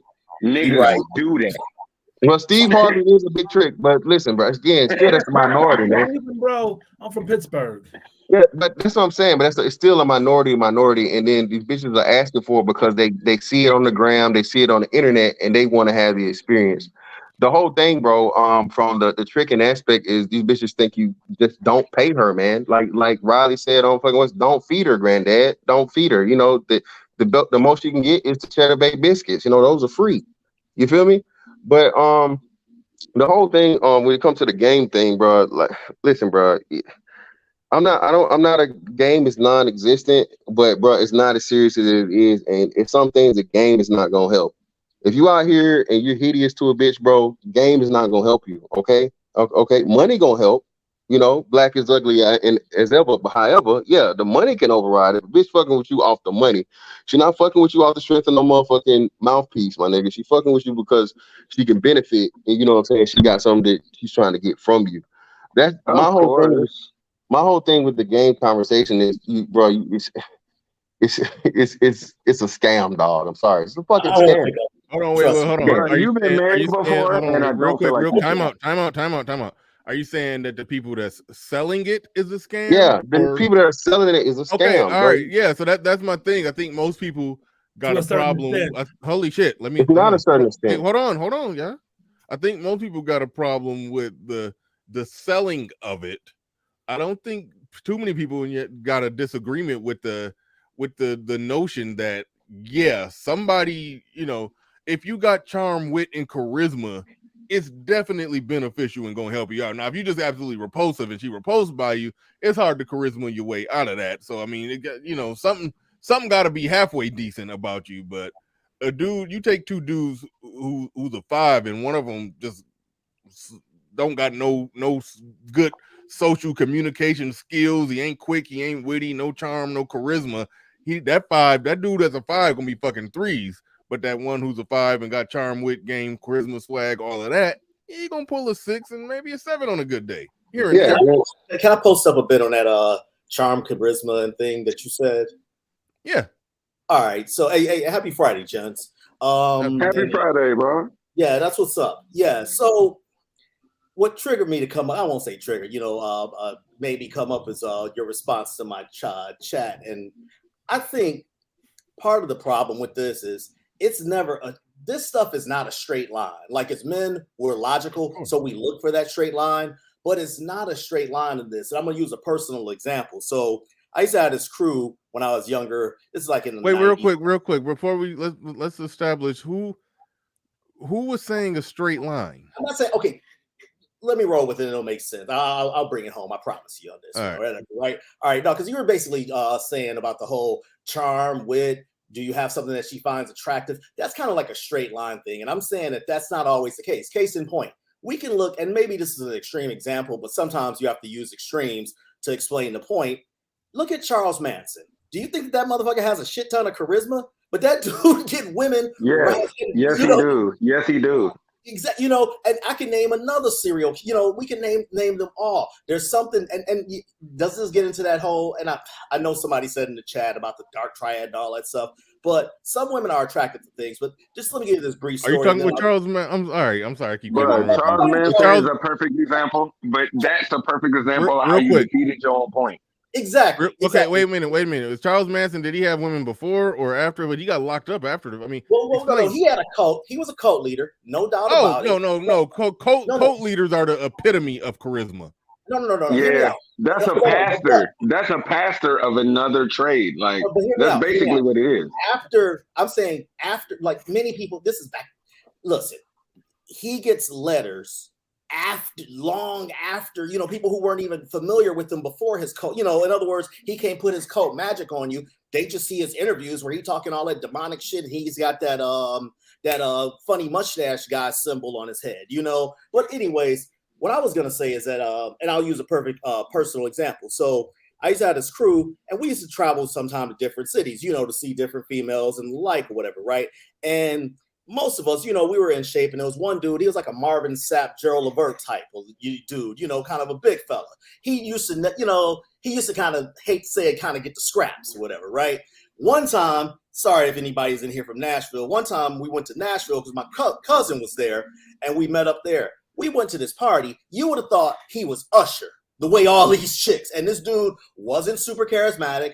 He wasn't I can't think of the comedian or whatever he wasn't no Cedric the Entertainer or anything like that, They thought he was 8-Ball. They thought he was 8-Ball. That's a good one. That was around the time when Coming Out Hard was popping too. So yeah. Crazy you mentioned that. But my point is that what I've noticed about what I'm getting at is this. I've seen guys who had no charisma. I'm talking about people who I know personally, no charisma, nothing that you would say special, work ordinary job, have no problem with women. One thing that I figured out that these guys know how to do is they know how to filter out the women that are into them, generally speaking, whether that's either directly or indirectly. Exactly. Thank you. Thank you. Hold on. That falls right into my paradigm. I said charm, wit, game, and charisma. Okay, if you're good at filtering out the women that are into you and reading people, looking at choosing signals, and then going off of that and then carrying it forward from there like that, it takes some wit to do that. Like I said, charm, wit, game, and charisma. Like you gotta be witty at You gotta be witty at understanding people and understanding situations and knowing how to move and read and respond and react. When it comes to process of pursuing women, the first few minutes is what you got to where you can blow it. So you gotta so all I'm saying is you gotta be able to process all that information quickly and make shit happen. So yeah, that person who you saying is normal looking, make normal money. Yeah, he has a certain amount of wit, and he knows how to clearly knows how to talk to him and filter them out. So yeah, right. So here's the thing that I'll say about that. I think because I'm getting ready to cut out real quick. I just want to make this one last comment. I think more important than the amount of game that you got. Of course, you want to present yourself right. You want to try to get your body. You don't want to be fat and sloppy. You want to try to look as good as you can, dress as nice as you can afford to dress. But more importantly, being able to spot when a woman is interested in you can take more women to bed than any amount of game that anybody has. So I think that's important as well, as being able to just spot when a woman is attracted to you and see how she's talking to you. You know, go up to women, start conversations, see how the conversation goes. If she starts a conversation with you, try to figure out why she's approaching you and why she's talking to you. And I think another thing that can help people's game is just smelling good. I mean, I had a woman that, was gay come up to me. Like, she had her nose all up on me. Like, she's getting ready to kiss me. Oh, you smell good. And she's doing this right in front of my wife. I'm like, what are you doing? But I'm just saying that's a cheat code as well. Just making sure you have proper hygiene. Threesome. I see, brother, you going into that deep level game of and I hate using that word, but you got guys who know about the pheromones and things like that. I don't mean. Oh yeah, there's scientific studies about the pheromone stuff. That's on point. Yeah. Is that Stefan talking? Yeah, I don't know. I can't tell. Go ahead, is that Stefan, Dr. Still? Stefan, hold on. I'm gonna set you up or whatever because you're gonna finish one of my points. All I was just saying, but yeah, all I was saying because I know you really into this topic in a sense, what have you. All I'm saying is that when you said you think that they got a skill, Bernie, no, it's no different to me than an animal who smells something and he's hungry. Is that really a skill or is this just a primal instinct? So I mean, and that could be debated or whatever. I'm just saying it's not always as cut and dry. That's all I'm getting at. Go ahead, Stefan. Well, I wouldn't say that. I mean, you said that was weird. Well, no, not really. No. Okay, hold on. You said you're talking about somebody who is efficient, skills, right? Somebody that has what skills? I say filtering.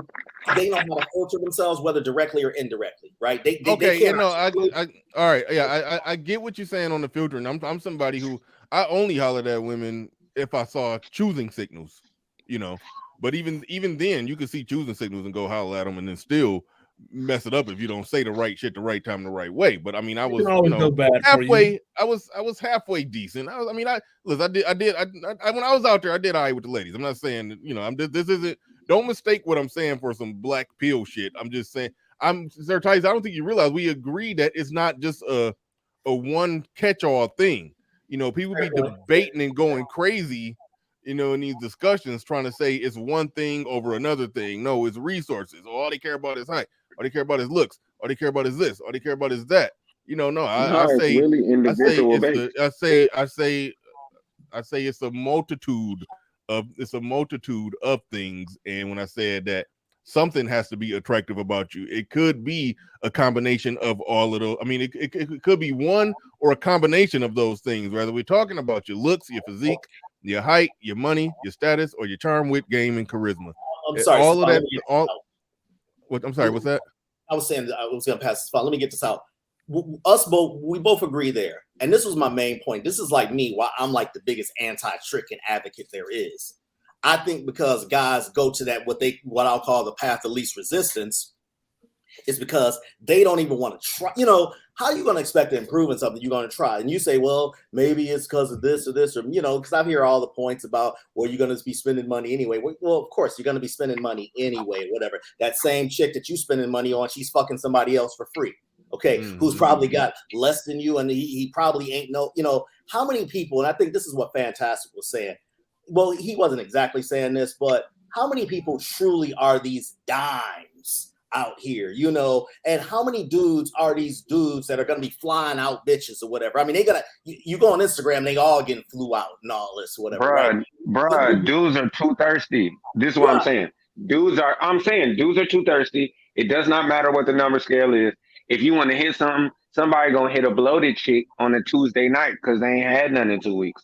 It's really that. So it's like, the main thing is other brothers fuck the game up by acting like women that you could just hit to hit are worth something.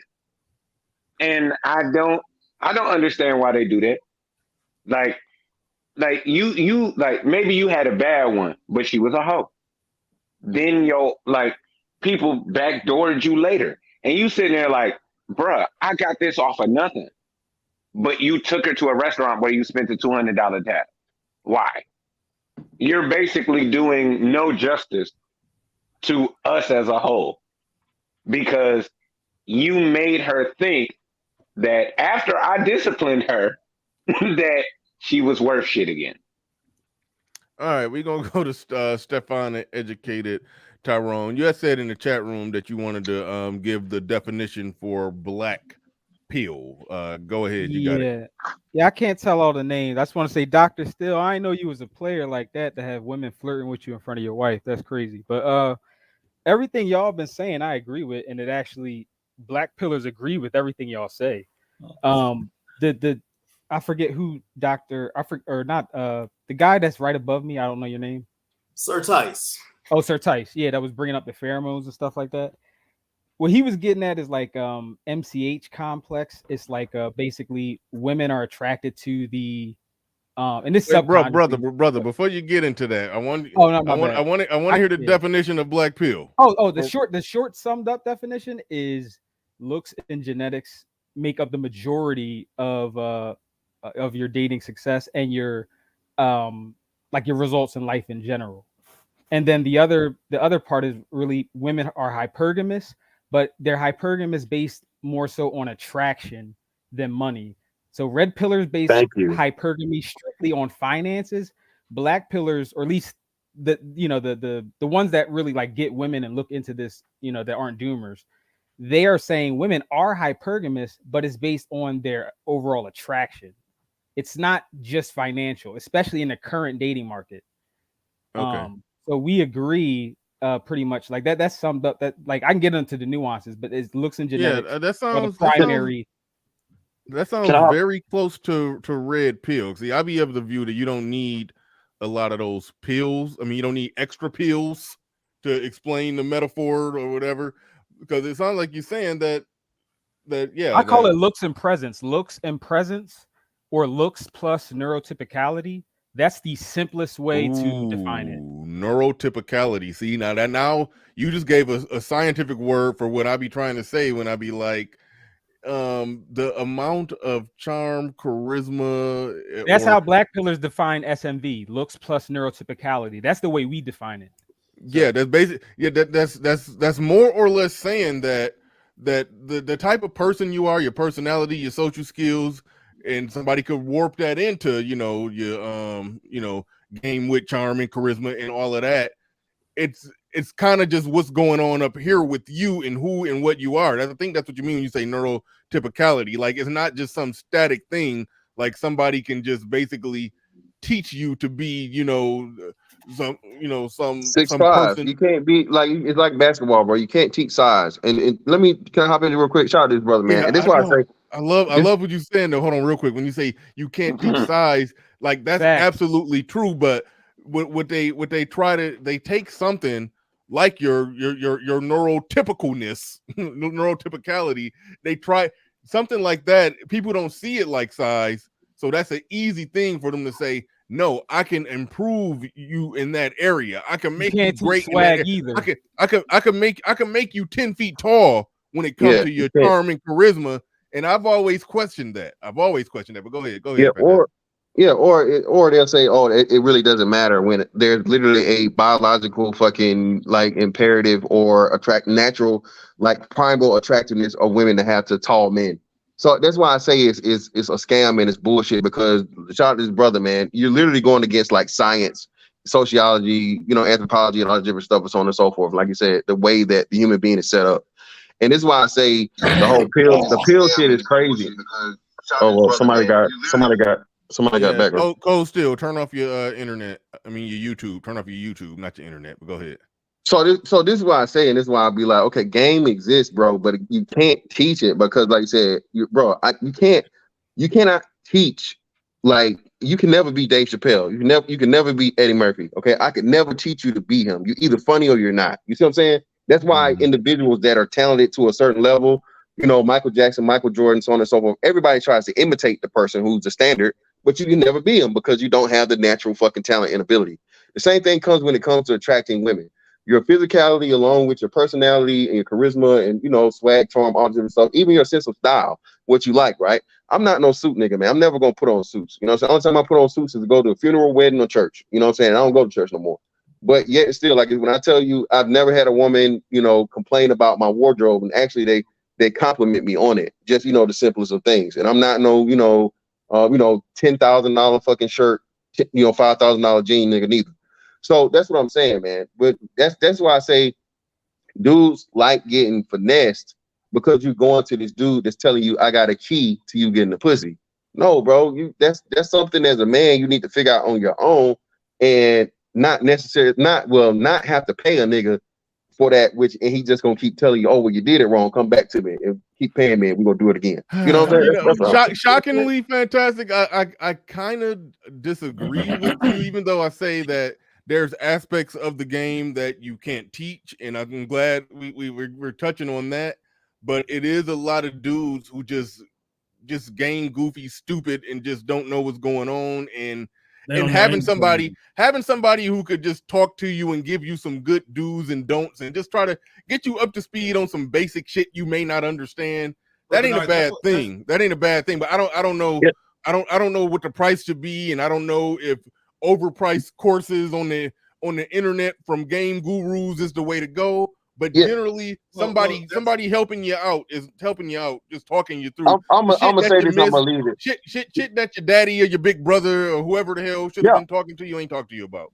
And I'm gonna say this. I'm gonna leave it just real quick. And like I said, I can tell you what not to do. I can teach you what not to do, but I can't tell you what to do. And I can't teach you what to do because again, hey man, don't don't be picking boogers in front of the bitches, bro. Don't be scaring the hoes. Okay, I can tell you that, brother. But okay, after you stop picking your boogers. Now, how do you approach her? You see what I'm saying? So I can teach you how not to scare. I can teach you how not to scare the hoes, but I can't teach you how to motherfucking, make the hoes care for you. You feel what I'm saying? Well, I mean, come in the comment real quick. That's why I came in. Go ahead, GC. Yeah, thank you. That's why I came in because I mean, there are pointers and things like that you could give for somebody who's completely awkward, but the online game people, they're full of crap. Simply put, like if you think about the movie Hitch, you think about that movie, it would actually take that in order to adequately help a person in that situation. To where you're not online giving them advice on how to give a foot massage or no crap like that, No, I mean, it would take. That's facts, though. Hitch is a game changer. Game changer. It's foot message, sir. Yeah, foot message. My bad. Yeah, and then have a course called chair. Like those guys, you're not going to get anywhere with that. Like, I mean, in order to help somebody like that, which it is possible. And it's typically done by close friends because they know you. They actually have to know you, know your individual situations and hindrance. And also, and this is key, with Hitch, it was one chick. He wasn't trying to groom him for the plurality of women because nobody can actually do that. He's like, okay, you're this guy, you're this one guy, you want this one chick. What do we know about this one chick? How do we get you to this one chick? That's just like a helpful friend. I don't know how much, but that's what it would take. And these online dating coaches, they're not offering that, nor can they. They only know how to seduce their fat wives. So, it's I think that's not realistic. I mean, shots fired. Shots fired. I don't think that's realistic, even teaching a dude how to get one chick. I've heard some dating coaches say that that some dudes will come to them like, I want to know how to get this one girl, like this one girl at the office. And then they're like, no, I think they're right when they say, no, that's stupid. You want to just get better at getting women, talking to women. You want to just get better at that in general. And then a girl or girls will become more available to you, or you'll be able to get a girl or more girls by just getting generally better at it. But narrowing it in on one chick that just probably ain't feeling you, that's goofy. So the main issue is the main issue with them hookup artists. They're trying to get you to hit. They ain't trying to get you to keep nothing. man, that's a whole nother topic. Right. I don't Let even me want to go make down a that comment rabbit real hole. quick. I guess the thing that you look for with a woman is she comfortable with you touching her? That's one of the things you look for. Then also, when you're talking to a woman, if the conversation kind of slides sexual, not necessarily about you and her banging, she's just talking about getting busy, or she's talking about something sexual, that's also a good sign. So you kind of look for things like that. Then when you're talking to a woman, you want to look and see, does the conversation flow easily, or do you guys find yourself pausing and stuff like that? You're talking about, you know, fucking women that you know already want to fuck you. I think that what No, that's not what I'm saying, my brother. What I was saying is, if you're talking to a woman and the woman in the conversation doesn't go sexual or is stiff, then you know maybe you need to back off. That's all I'm saying. But the conversation goes smooth and not like you pressing the issue of sex. It just comes up naturally, and she says, "Oh yeah, I did this and did that." Then that can be a good sign. That's all I'm saying, my brother. No, I see. But what I'm saying is, the reason why I was saying that is better individual, because, you know, no matter what, there isn't a blanket thing. There isn't a skeleton key to pussy, you know? So, you know, now if you had a close, you know, friend, mentor, et cetera, because the hitch doesn't exist for a good reason. Nobody can afford, you know, Will Smith to walk around giving him tips and shit. Nope, like full time. Like nobody can really afford nothing like that. You know, like he's living your life for you. Nobody can really afford that. But the thing is that there isn't a skeleton key. There isn't there isn't a script that's going to work on every chick. It's not, you know. So, but tailored to an individual situation can be helpful. Yeah. Can I jump in? Well, who's that? Cold Steel? Yeah. Okay, go ahead, Cold Steel. Well, hold on. Let me address one thing I keep hearing. What was that? Right there where it says, okay, get with women that like you. I don't think. See, that's what I'm talking. That's crazy talk. Hold on, wait. Let me make my point about it first. Men don't have a fucking choice when it comes to that. So it's like I don't understand that if just get with women that like you, as if the biggest problem that men got is that they don't know that they're a 4 and they're chasing after 10s. Like, I don't think that's men's issue. Men will fuck down. Men will fuck anything. So I don't think that's an issue at all. But no, go ahead. Work with the women that you like to like you. No, like, I mean, get with the women. See, that's the thing. She say that because she wants the women to have the choice and the power in the situation. You know, like, if I like you, I'll get with you. If and when I like you. You know, and that's fine, but who needs that? Who needs that? Nobody wants to just be stuck with the women that already want to fuck you. You want to get the women who is on the fence. Most women are on the fence. There are like a percentage of women that are just hard nosed. There's no matter what you do, you know, no matter how rich or handsome you become, she's not gonna fuck you. You're never gonna get it. Never gonna get it. Never gonna get it. You know, there's that category, and then there are the ones that can be swayed. And but is it worth the time and effort just for some pussy though? That's all. Yeah, exactly. And that's where Melli Monaco comes in, because she's like, listen, if you don't want to put in that time and effort for the pussy, then pay. That's what she's talking about. So there is, and I'll get into that later, like why I agree with some of what she said in that situation. But the focus of the man is to get pussy from better women than the last bitch you got pussy from, or the last crop of bitches that you got pussy from. That's the whole thing. It's to challenge. It's to up in your dick. It's to up it. Well, game changer. What you're doing is more in the vein of an, you know, inspiring motivational speech for men to strive higher. But if we're talking about what men already do, they already do what she's basically suggesting, because if they want a sex life, they practically have no choice but to get with the women that want to get with them. You're giving a motivational speech on what men should do, and I feel you, but that's not that. That's why I'm saying what you said was irrelevant, because men are already doing it. Right. And I guess that's the reason you're trying to inspire men to up their standard and go for something higher. You see? Okay, well, why don't we as men, and I do want men to up their standards and go for higher vagina, but answer me this: why don't we tell the women that the next fat bitch that come my way, I'm gonna say, get with the men that want to get with you? Like, you knew I didn't want to get with. Why are you trying to get with the men who don't want to get with you? How come they get to try? A lot to of men do. Yeah, exactly. A lot of men do want to get with them. Men are too easy sometimes. No, they all right. Real quick, we gotta hold on. Wait. Time out. GC, we'll probably circle back to this. Coastal, you was about to say something, and then we kind of got segued by a comment. So I do want you to go. I still do want you to say whatever you was going to say. Yeah. I do have a couple of slightly different angle than people usually talk about. So I think there's no skeleton key, especially for not getting rejected. But there's a principle of not being too thirsty and not being scared of rejection. So and then what a lot of people don't. Yeah, but what a lot of people don't talk about is the time and place matters. So, because like if the only thing you wanted to do is smash, your chances are best at like a nightclub or a frat party, a party where people are out to have a good time. They already have a few drinks in their system. Because as I think you should tailor your approach for the situation, the time and place.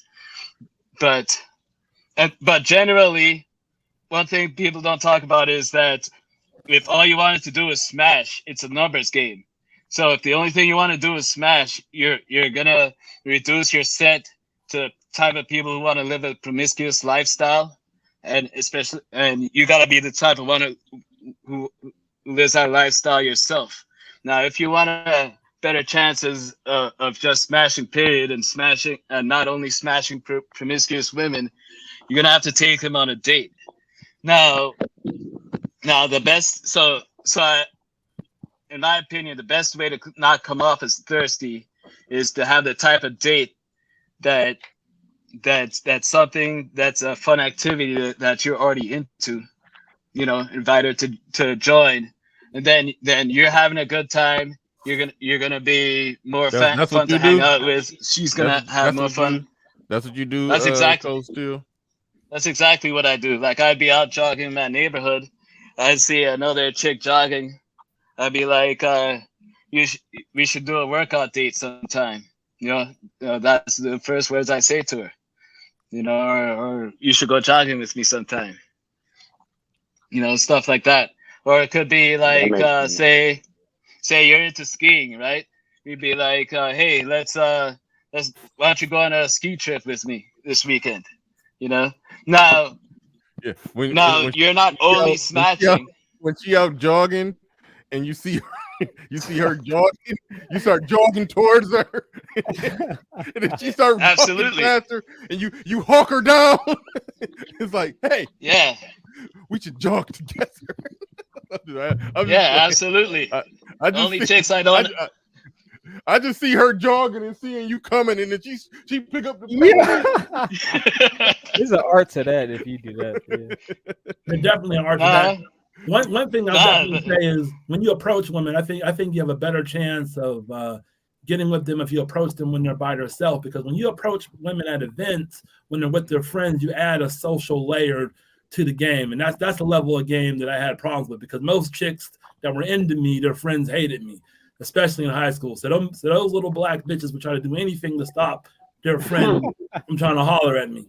And their friends would be crazy about me. Like, the girl could be crazy about me, but if her friends, they wanted me to appease them and talk to them, I'm like, nah, I don't want to talk. The way I feel about it is, if I'm talking to a woman and her friends want me to talk to them or want me to deal with them, if I ain't fucking all of them, I ain't trying to deal with all of them, especially if they got an attitude.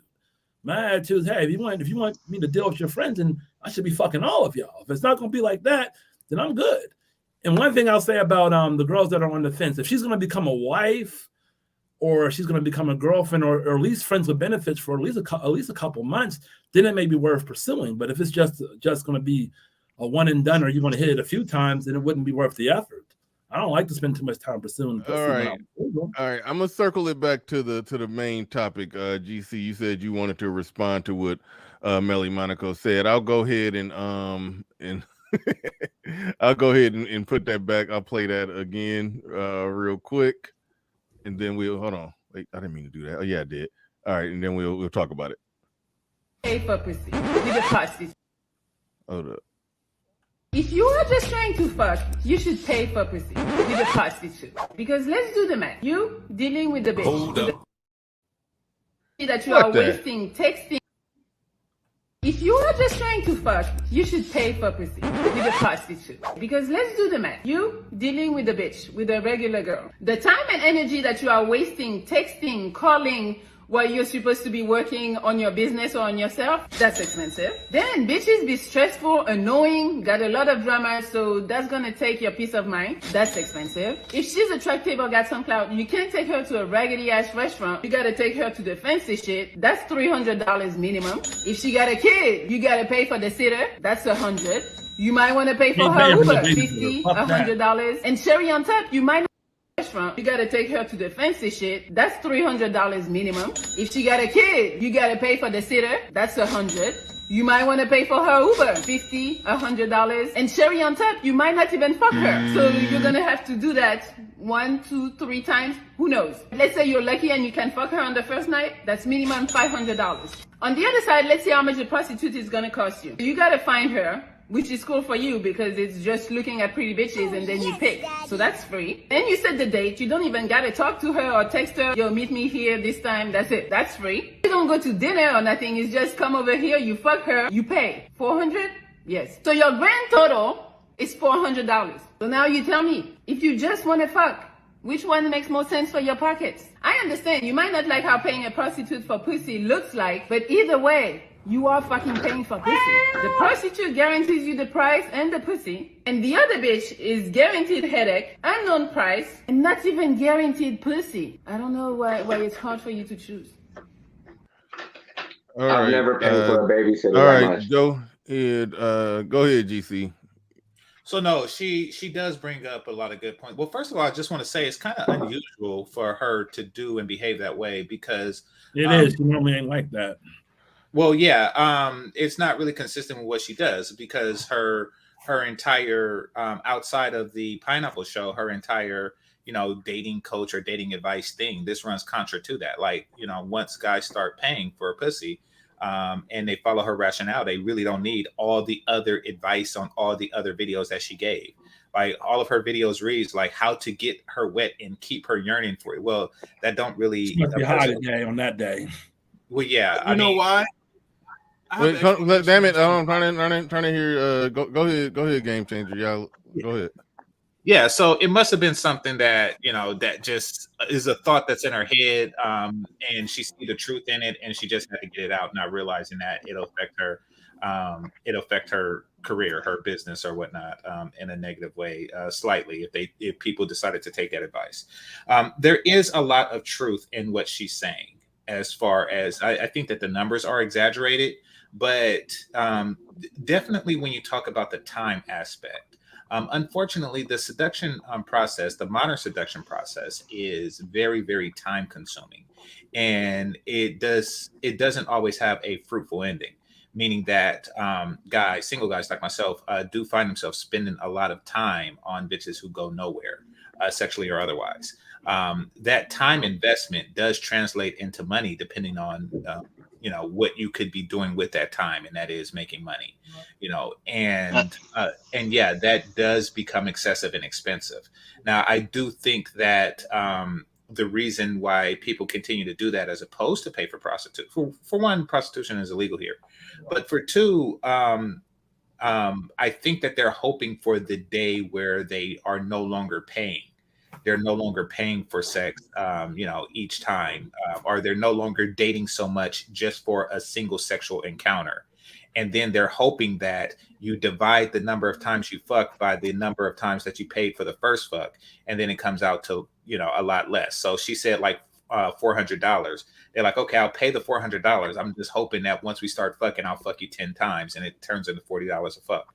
That's what they're, or I'll fuck you 100 times and it turns into $4 a fuck. That's what they're hoping for, and it's unfortunate now because modern women see it that way and they're actually calculating it as well. And they're like, okay, if I fuck him twice, then that's $200 a fuck. So I'm gonna wait until he pays some more money before I fuck him again. It's a sick dynamic that's going on with us. That was the core. You explained better than I did in my whole little opening thing. I was fumbling trying to say it just like that. Yeah, she's basically trying to make every pop cost X number of dollars, and I'm like, no, that ain't how it worked. But yeah, when you look at the total amount of times that you and like I've had an ongoing, once a week or once every 2 weeks. I mean, no, once a week or sometimes twice a week. Every now and then 3 times a week. But bare minimum once a week, friends with benefit situation going on with a chick that it lasted over a year. It's like that. The overall price, like you imagine if I paid $100 every time. Yeah, exactly. 400. It's like that's crazy. That's crazy. That's why the video was cringe. What did you say up there? I was saying, who really paying $100 every time, bro? You can nobody. go to the movie. No, hold on. Wait, stop. Nobody. That's the point, and that's the problem. that was. Hold on, wait, time out. That was the problem with her saying if you're only interested in sex, then you should just get a prostitute, where it's very possible to have a casual sexual relationship with a woman that's not going to cost you X number of dollars a pop every time. That was what was kind of just cringe about the whole thing. That's why I disagreed with all of it, even though I think Game Changer was trying to say that there is some truth to it. I'm trying to find out where that truth is. There's some truth in it. Hold on, wait, shit, one at a time. I mean, there's truth in it if the numbers are right. So explain. So here's one thing I'll say is for one, I think that she's talking about for guys who just want to fuck once. She didn't say that, but I think that it's implied. Like, listen, if you just want to fuck just for the sake of saying that you fucked her, then if you are a person who are just wanting to fuck once, then everything she said is 100% true and accurate, and it makes all the sense in the world to do that. I disagree. That's kind of lacking imagination, because like say if I wanted to smash only once, and so I invited a chick for a ski trip, and I let her know up front that I only want to smash once. How's that? That doesn't cost me any time because I'm already into skiing. How much is a ski lift? How much is a ski lift? Yeah, how much is that? I don't know. I thought it was included. I've never been skiing, so wait. You said you don't know. You said you don't know. Have you ever skied? No. Not so I have snowboarded. Right quick. Snowboarded just once. Let's flesh this out. So you were going to pay X amount. You do not know how much on the ski lift for both you and her to do something that you don't like doing, that you never did. Now, when you get to the top of the right quick. You're gonna get to the top of the mountain, right? And she's gonna say, "Thank you for taking me skiing." And then she is going to kill it on the skis, and you are going to be just bumbling and fumbling, tripping over your own skis and shit. And then for some reason, through all of your clumsy skiing, you think that she's going to fuck you that day. And all the while, the total cost of your whole ski adventure costs less than fucking her one time. No, that's not what I suggested. What I suggested is that's doing exactly stuff that you're. No. What I suggested is doing something. You suggested going on a ski trip without knowing how to ski, sir. That's exactly what you suggested. No. I suggested doing an activity that you're already into, that you already enjoy doing. You don't pay for a ski lift. To ski in. No, that's an example.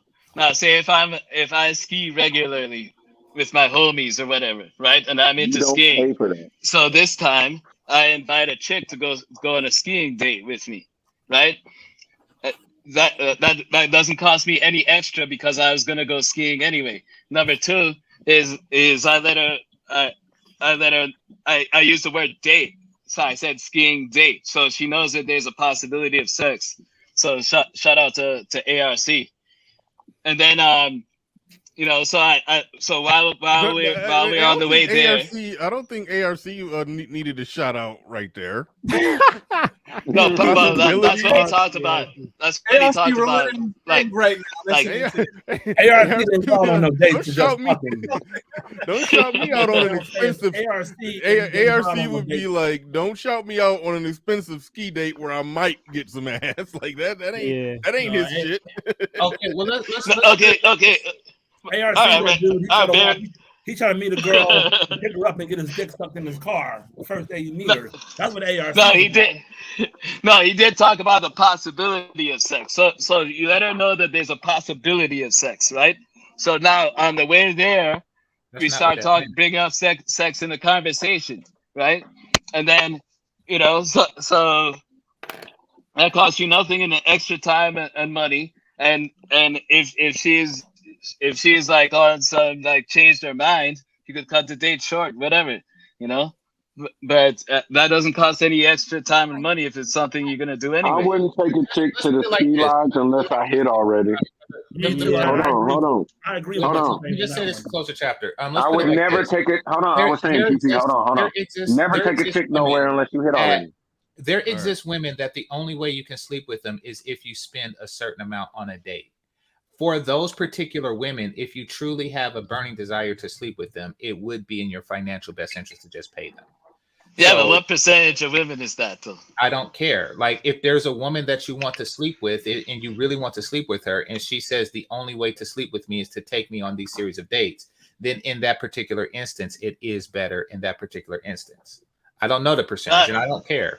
I think it's a pretty high percentage that if you show them a good time and they want to smash anyway, you're the one going to want to smash if you show them a good time. I understand the female, though. And then, right. We're talking about two different women, though. Yeah. But I have one more point to make. Okay. So the biggest obstacle to smashing is like you're gonna feel like trash, and she feels like trash if you just approach somebody like mode 1 hardcore. So that's why I talked about the time and place. But so that's where the date comes in. The date is you had a good time and it doesn't feel like trash because it's a date. Instead of just like smashing someone on a porn set. Okay. All right. We're gonna move along. But Mel Dale, in the building about what she said. Says the Mel Dale, with the $5 super chat says the problem is they go on frequent expensive dates and outings by themselves because they're fiscally irresponsible, so they expect men to do it too. Thank you for the super chat. Do appreciate that. Yes, it's truth and a lot of truth in that. Azrael, first of his name in the building, $2 super chat says, as if he tells her to put the lotion in the basket. Wasn't that what movie was that? That was Silence of the Lambs. Yeah, that was Silence of the Lambs. Because he was talking about jogging and he jogging with her. He's like, "Hey, we should go out." No, we get it. We get it. You ain't tripping. That was funny. Prime VA. About what you said. Prime VA 757 in the building says there is always a pretty woman who doesn't require you to do all that if she likes you. Yep. Keep that in mind. Absolutely 100%. That was another part why I thought everything Melli Monaco said was bogus. So yeah. No. Listen. I'll respond to what she said real quick. The reason, go for it. Okay. At the end of the day, if you're a person who has like a lot of money and you just don't have the time or putting an interest in, I'm talking about if you're making like thousands of dollars a day and you're like a high value guy, it may be the best thing to just go ahead and pay for the pussy until you get into a serious relationship because you don't have time to really deal with women because you're focused on working. So if you're making like a ton of money, that's fair. Yeah, or else if you're like if you're famous and you don't want people to get out, you don't want people to know that you're smashing a lot of girls, you have escorts you pay to keep their mouths shut. So that's more at the higher level of doing shit. But for people who are like us, it's probably not even worth the time. But some girls are willing to hook up for like $40. I've heard it. Some of these girls are willing to hook up for $40, and also the prettiest girl ain't always going to have the best pussy. I'd rather have an average girl who's got killer pussy versus a pretty girl who don't got killer pussy. I'd rather have we ain't doing that one. We ain't not doing that that again. One. Not today. You guys have a good one. You got to take off. You guys have a good one, okay? All right, Dr. Still, take it easy. First and foremost, when you're dating, you do things that you want to do. You don't do things thinking that, like scan. I'm gonna do something that I think she's gonna like to do. If you like, it's just weird. I don't like, understand the whole point of paying. Okay, well let me ask you this: what do you like to do? Let me just finish what I'm saying. Real I quick. like going to happy hour. That's what I like. Who's that talk? All right, it's man, it's like try to one at a time. Like I'm hearing people are jumping in, not just to ad lib. Like stop, like come on, let's let the conversation flow. Somebody flex No, out a I point. asked a question. Like, what do you? Oh, like no, to do? I wasn't even talking about you. I wasn't even talking about you. That was on point. But all right, who was that was talking? Was that Cole Still or that was me? That was Azrael. Who's okay? Azrael. I'm sorry. Go ahead, Azrael. Game changer. What I like to do. Yes, I was asking, what do you like to? Because you say take women to do the things that you like to do. I'm asking, what do you like to do? Yeah, like I'll give a prime example. I'm a little low key bougie sometimes. I like to go like well, I live in New York, right? So there's spots where you can get pizza, but I like a little slightly upscale, but not too upscale. Like we'll have nice wine because I like to drink a lot of nice wine. That's not gonna cost me more than $40-$50 at most. That's all you do. And then I live close to the bridge. I go to the Brooklyn Bridge. You guys walk around. Boom. That's a date right there. That didn't even cost me $50. One of my exes, the first day we went to Chinatown, got Chinese food, went to Dave & Buster's. That didn't cost me altogether. It may have cost me like $50 or $60. It doesn't take a lot. Like even if you can go to a rooftop bar, go for happy hour. That's not going to even cost you a lot of money. The whole you can have a picnic. Yeah, but a picnic is more intimate. But what I'm trying to say is, especially if you live in a metropolitan area, there are plenty of things to do that's less than $50. You don't got to take a girl skiing. That's relationship stuff. Yeah. No, I think most people agree with that. All right, what's that? What'd you say, DC? No, I was saying, wasn't it you that suggested skiing? Absolutely no, you're getting Azrael. You're getting Azrael and Cole Still mixed up. I did too for a second. I don't see the bubbles because it's the small screen. Yeah, I know, but no, that was Azrael. But all right. We actually skipped Marty. Pukafella Records says, Bernard, you got to stop these types of incels from ruining your stream, bruh. It can be fun sometimes, but I'm not going to just label somebody an incel preemptively, but no, sometimes it could be fun. When incels start giving advice, that's when it gets funny. I mean, it will get odd, but I don't, I'm not gonna, depending on what the topic is, I'm not going to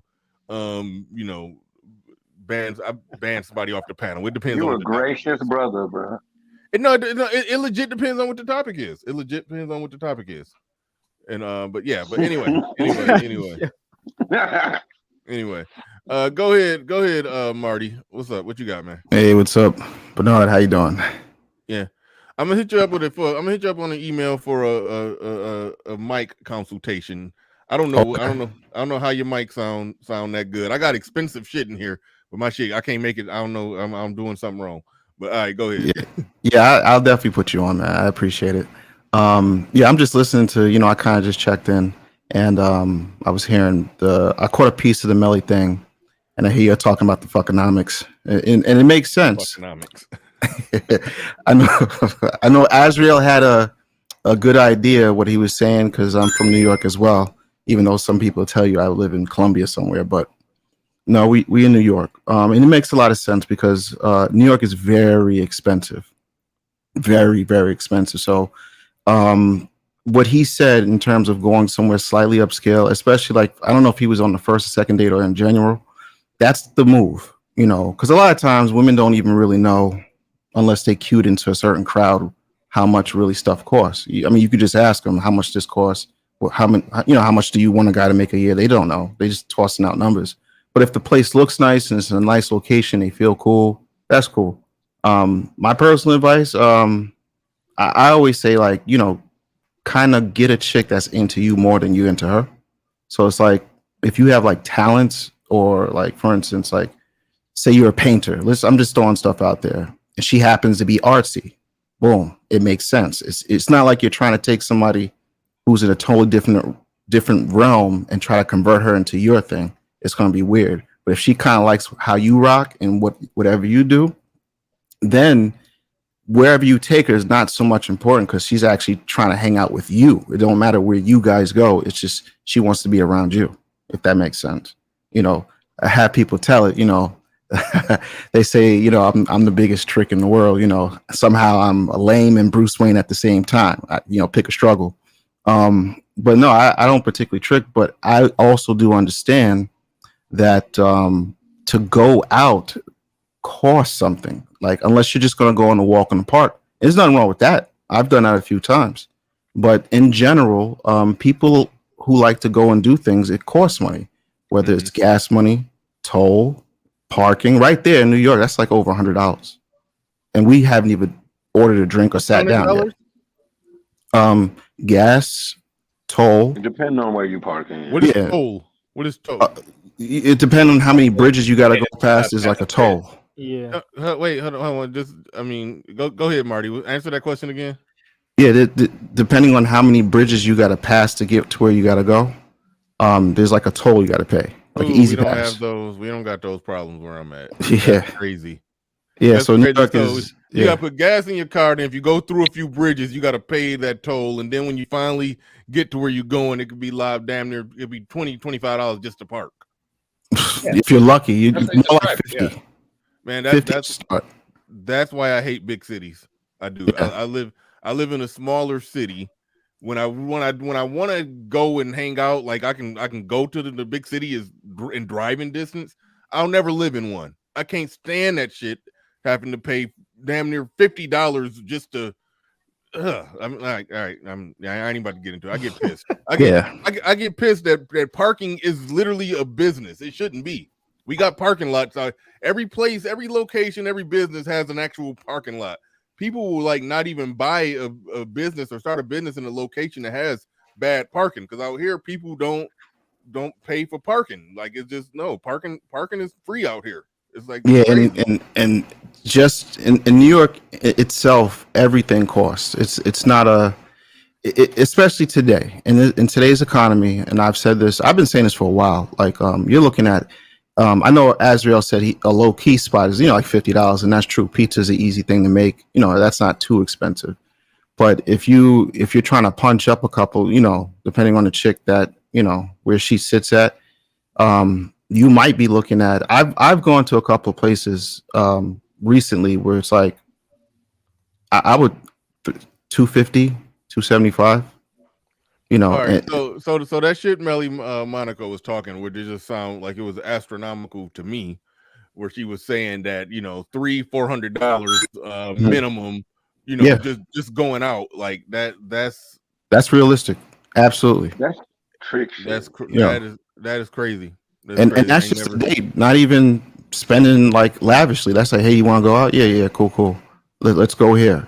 That's not like really. See, $400. I think she said like what, $400 or $500, something like that, right? Yeah. She bumped it up to $5. Yeah. She was talking about paying for the chick babysitter and all kind of bullshit. But yeah, that stuff. We can round it down to $4.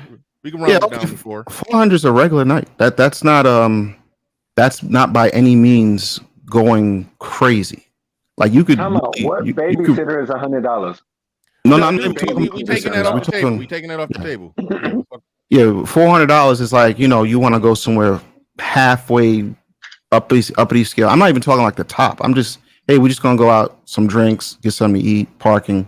I mean, that's what the cost is in New York. I know everybody here is from different cities, but that's what it is. And some people do this, who can 4 or 5 times a week, and it's not even financially responsible. I wouldn't recommend that, but some guys just trying to meet a chick. So to them, it's not like, it's like, all right, I'll meet Trisha Tuesday, Denise Wednesday, and they're literally dating. But people from other cities will look at it like, oh man, you tricking. And like, no, that's the cost of dating here. I don't know what it is everywhere else. I'm just speaking on what it is here. Because I don't know if you guys know, 6 figures in New York is like, to me, and not just to me, but it's below middle class here. And most people don't make 6 figures. So most people are struggling out here. And that is the truth. So in New York City, just imagine if you make 6 figures, you're kind of self-sufficient, but don't plan on saving, don't plan on investing. You're kind of just getting by decently. You see what I'm saying? But if you take that $100,000 and you go, I don't know, let's just say Maryland, and I don't know what Maryland makes. I'm just picking any place. You might do extremely well with that $100,000. So if you work remotely, that might be a better deal for you. Let me ask you this: how much do it cost to go to Applebee's? And y'all got an Applebee's in New York? Like, what the fuck? Oh yeah, yeah. How much it run going to Applebee's? 2 people? Are we doing like a special night or something? That two he took a special lady out to Applebee's. Special lady out to Applebee's. Drinks is on the table. You can order the margarita all you want, right? she can get 2 drinks max. Oh, 2. Yeah, all right. They got appetizer meals.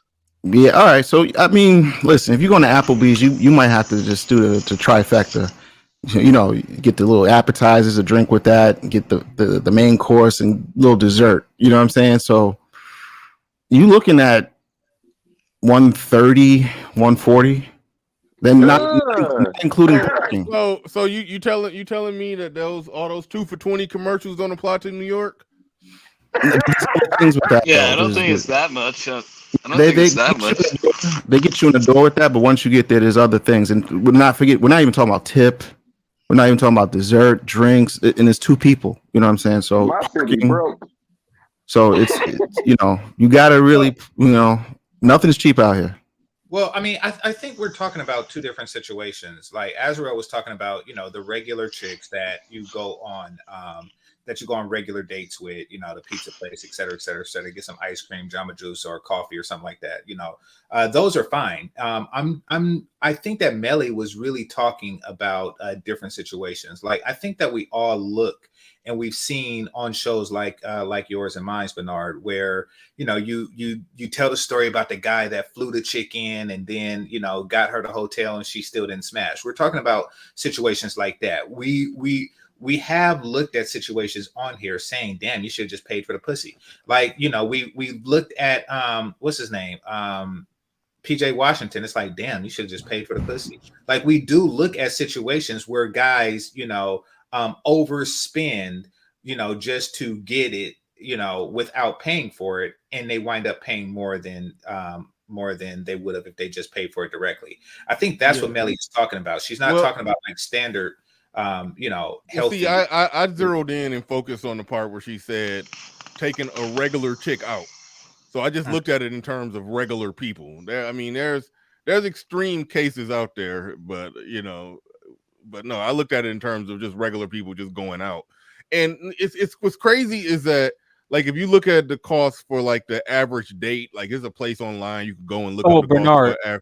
There's a place online where it's a place online where you can go and you can look up the cost for the average date in state by state. Oh, shoot. Look it up, New York. And yeah, I know. No, New York's is high. It's sort of in line with what you said, but even what they said in Michigan, where I'm from, was way damn high compared to what I spend out here. But I guess it's city to city. Like, it was ranging around $200, and I think even then they trumping that up, you know, because like unless you're doing dinner at a somewhat nice place and a movie afterwards, like you gotta really try. Like you gotta work real hard to spend $200 on a date where I'm from. You gotta really try. Yeah. Okay. So direct cash, I understand, but I do see a lot of fellas either spend too much or do too much for pussy.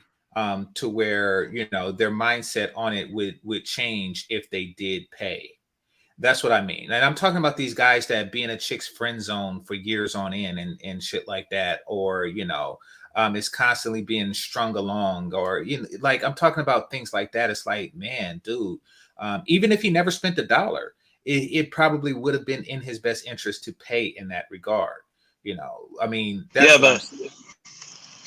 but if you got the type of mentality that pussy's worth paying for, you're gonna go farther and further down the rabbit hole of taking bigger and bigger L's. So I have like a brand new concept that I haven't heard anyone talk about. The thing about that is we're talking about guys that already are taking L's. And and the scenario that Melli was painting was guys who were already spending a lot. You know, of money, time, et cetera, and perhaps not getting the pussy.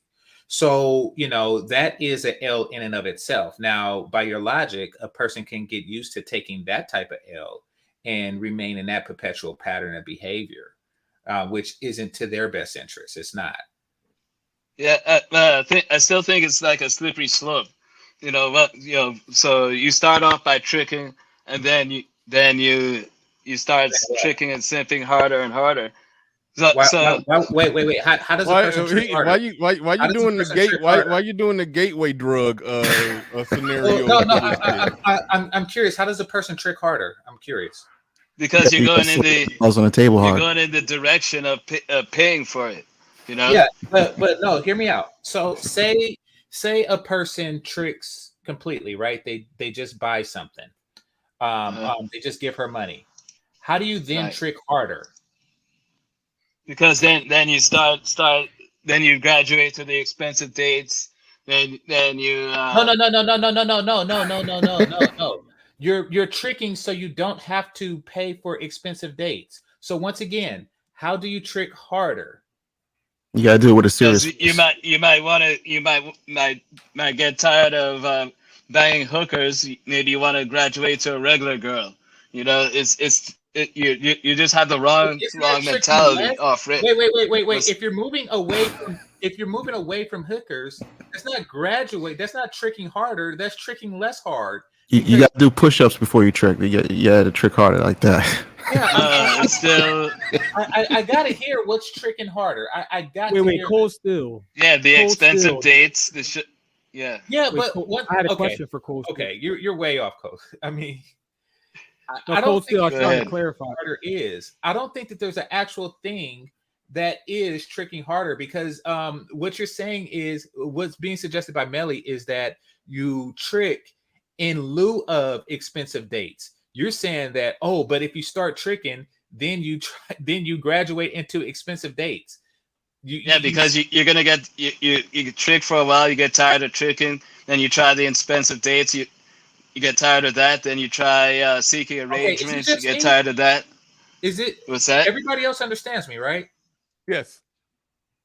It's like the tricking Bible here, yeah. Yeah, but you're gonna get tired of it, and it's gonna get expensive real fast, So I just think it's a complete wrong mentality. And I also have a brand new concept that I haven't heard anyone talk about, is reverse tricking, or anti-tricking. It's like the anti-life equation. Hey, tell me more about reverse tricking. Say you're I get it. No, say you're a wealthy man, right? She could see the nice car, the nice house, the mansion, whatever. She knows that you could easily trick if you wanted to, but at the same time, you're very cheap, right? You're doing dates that don't cost any money. You're just gonna do this fun activity. We're gonna go bowling here. We're gonna play mini golf, and have a good time. Cracking jokes, conversation, etc. She knows that you could easily trick if you wanted to. She's really like, damn. Reverse tricking was her paying you to not fuck you. I thought that's what reverse tricking was. No, so that's what I corrected it to anti-tricking. So she's like, now she's impressed. Anti-tricking. Yeah, so now she's like, well, this guy could easily trick if he wanted to, but he doesn't. So he really knows what he wants. So she's gonna be impressed. Not tricking. There's another word we have for that. If you're spending money like a trick and no sex is being involved in it, the word for that is simping. No, he's not spending money. That's what I mean. So she could clearly see that this is a wealthy man. But he's not spending any money. Hold on. I thought you said that he was more or less demonstrating that he was this man by taking her out on these expensive. No, you're missing what's going on, Bernard. What anti-tricking is if you are extremely wealthy, however, you do not spend it on the chick at all. Okay, that's anti-tricking. Like that works. So right, say you're a billionaire, right? Okay. And then you ask for her to go half on a movie. That's anti-tricking.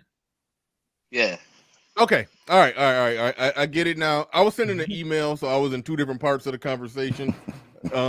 I did hear him when he was talking about all these. He was talking about all these ski dates and golf dates and all, doing all these extravagant dates. And then, I start sending an email, and then he started talking about anti-tricking. I mean, you got the money, but you're not spending it on her. You're not tricking with that money, but you're spending it anyway. It's like, so anyway, but my point, I missed part of the conversation. If Game Changer, if you saying that whatever he said made sense, I'll take your word. I didn't say it made sense, but what I would like to hear, have you ever heard of transversal tricking? I'm curious. No, I haven't. No. Intransitive tricking? No. Okay. All right. Yeah, we gotta climb out of here. All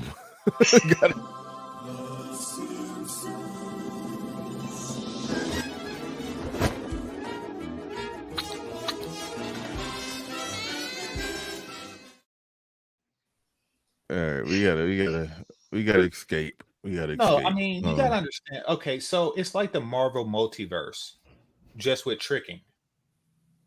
You see, like what's tricking in one universe is anti-tricking in another universe. You see where I'm going with this? Nope. No, but I think it makes sense. So she know that'll eliminate the wrong kind of woman.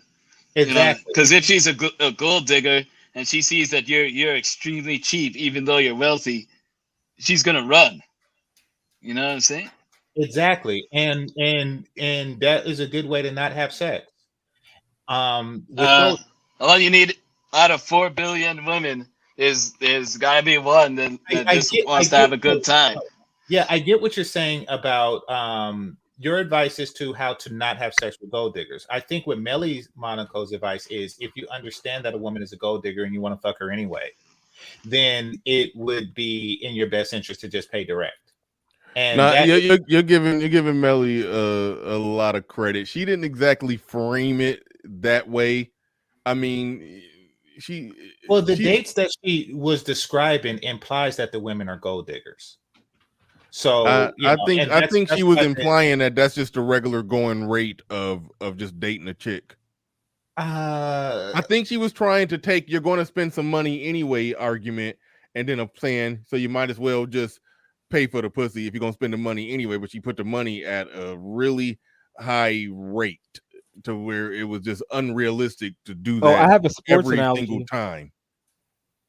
Bernard, I have a sports analogy. Assuming Game Changer's take, assuming his interpretation of Melli's take is correct, it's like telling a team to sign a really young rising star when he's like 21 instead of waiting, and then now next year you got to pay him the supermax anyway. So Melli is saying up front, just lock down that player to a reasonable contract before their trade value is through the roof, and they're now, in a year or two, now they're a supermax player, and you're recording them for 2 years, not getting the goods until 2 years down the road. Now you sign into the supermax deal when you could have just signed them 2 years ago for a quarter of the price. I think that's what Melli's saying basically. So wouldn't it be considered lame by telling everybody just to trick? Like, is it I'm not saying everybody should trick. All right, but I'm just saying, I don't know if that's considered. Would she be considered like, oh, you lame? I don't know if that's what she's suggesting. I don't whether she's suggesting that or not. I'm not saying that it's for everybody, but I do see situations on here or in the space where it is in a person's best interest to do that. I really do, especially for people, like I say, who are wasting time in friend zones and stuff like that. Like, they will recoup a lot of their time if they just did that. Yeah, no, I get it. I get it from the perspective of somebody is already conducting himself in a way to where they're already L's being taken, and those L's are getting costly. Then after the fact, yeah, dude, you might as well. I just bought some pussy if you're gonna be doing that stupid shit. No, I get it from that. I get it from that standpoint. But all right. Shout out to Sodomy and Chicken. He said DeMarty Torture fantastic. again, no, there was no the stop. And then Yeah, I planted my flag yesterday. No. We're not doing that. We're not doing that. Shout out to us. Thank you, Sodomy and Chicken, for the super chat. Do appreciate that. Jimmy Howard in the building says, "Learn game, bros." Thank you for the super chat. Do appreciate that. And Sodomy and Chicken back in here with another one. Says, GC is correct. Simping is far worse than tricking. Absolutely, 100%. Everybody agrees with that. If you're tricking, you're actually getting something. And at the end of the day, simping, you ain't getting the goddamn thing from it. Well, you could simp and get something, but it's not worth what you paid or what you gave up in return. But anyway, he said GC is correct. Simping is far worse than tricking. If you trick, you're paying to smash. If you simp, you're paying more not to smash. Thank you for the super chat. Do appreciate that. Shadow Dog Law in the building says tricking never works for the man because a woman is not going to have the same vibe for you as if she likes you. I don't think the trick cares if he's liked. I think the trick is just cares that he's smashed, and if the price is right, he's down for it. I don't think he's trying to cuddle and watch Netflix afterwards. You know, so that to me, that's an irrelevant that's an irrelevant point. But he said tricking never works for the man because a woman is not going to have the same vibe for you as if she likes you. Screw who likes you equals better sex. It could. I mean, that I haven't tested that theory, but I mean it does. It makes sense. I get what he's saying because me, I like to. Let me just wrap up what I'm saying.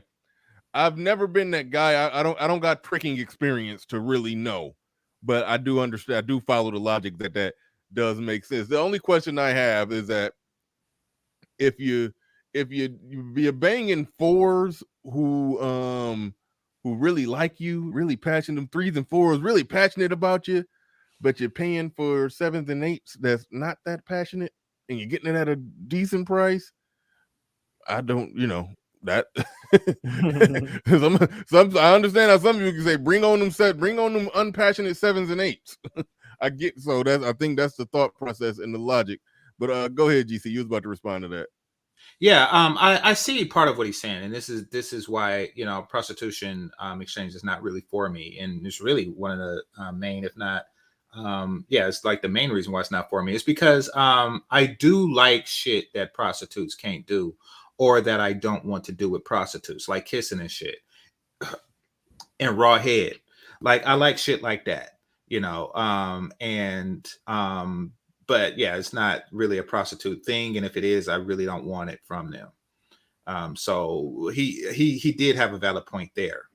However, I still wouldn't recommend anybody wasting their time, just for that. All right.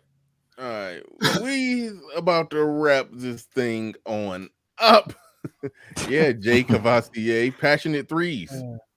Yeah, they out there. They out there. Go get them. Can I say this? All right.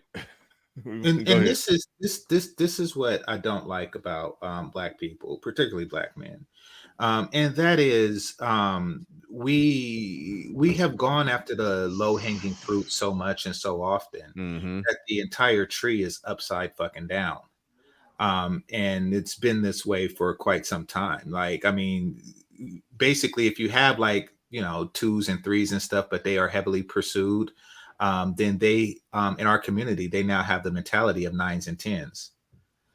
Basically, we live in a culture where the more attractive women are waiting their turn behind the lesser women. It's unfortunate. Thank you. Exactly. It's unfortunate but true, and the mentality shows. And yeah, it's really not a good look, and it's because of these brothers out here with no fucking standards. And it's worse than no standards. It's worse than no standards. The lack of standards has evolved into a preference for ugly bitches. Yes, thank you. Yeah, but thank you. And it's sick. I hate it when I bring up Kelly Stamps. Oh, she's for white people. Of course, she's for other people who value her looks. Who go after the pretty chick first because they come first. They are there first. You know, you go after Kelly Stamps when you get shot down by the ugly bitches. It's backwards as hell. Brothers, do better. Respect your dick. Do better. All right, we gotta wrap it. We gotta wrap it up right there. We gotta get off of here. We'll be back Saturday. So let's go ahead and get up out of here. Thank you everybody who supported the stream in any way, shape, or form. I do appreciate everybody who supported the stream. And with that said, ladies and gentlemen, we are out of here. Peace. We gone. Thanks. Oh, wait. Now we gone.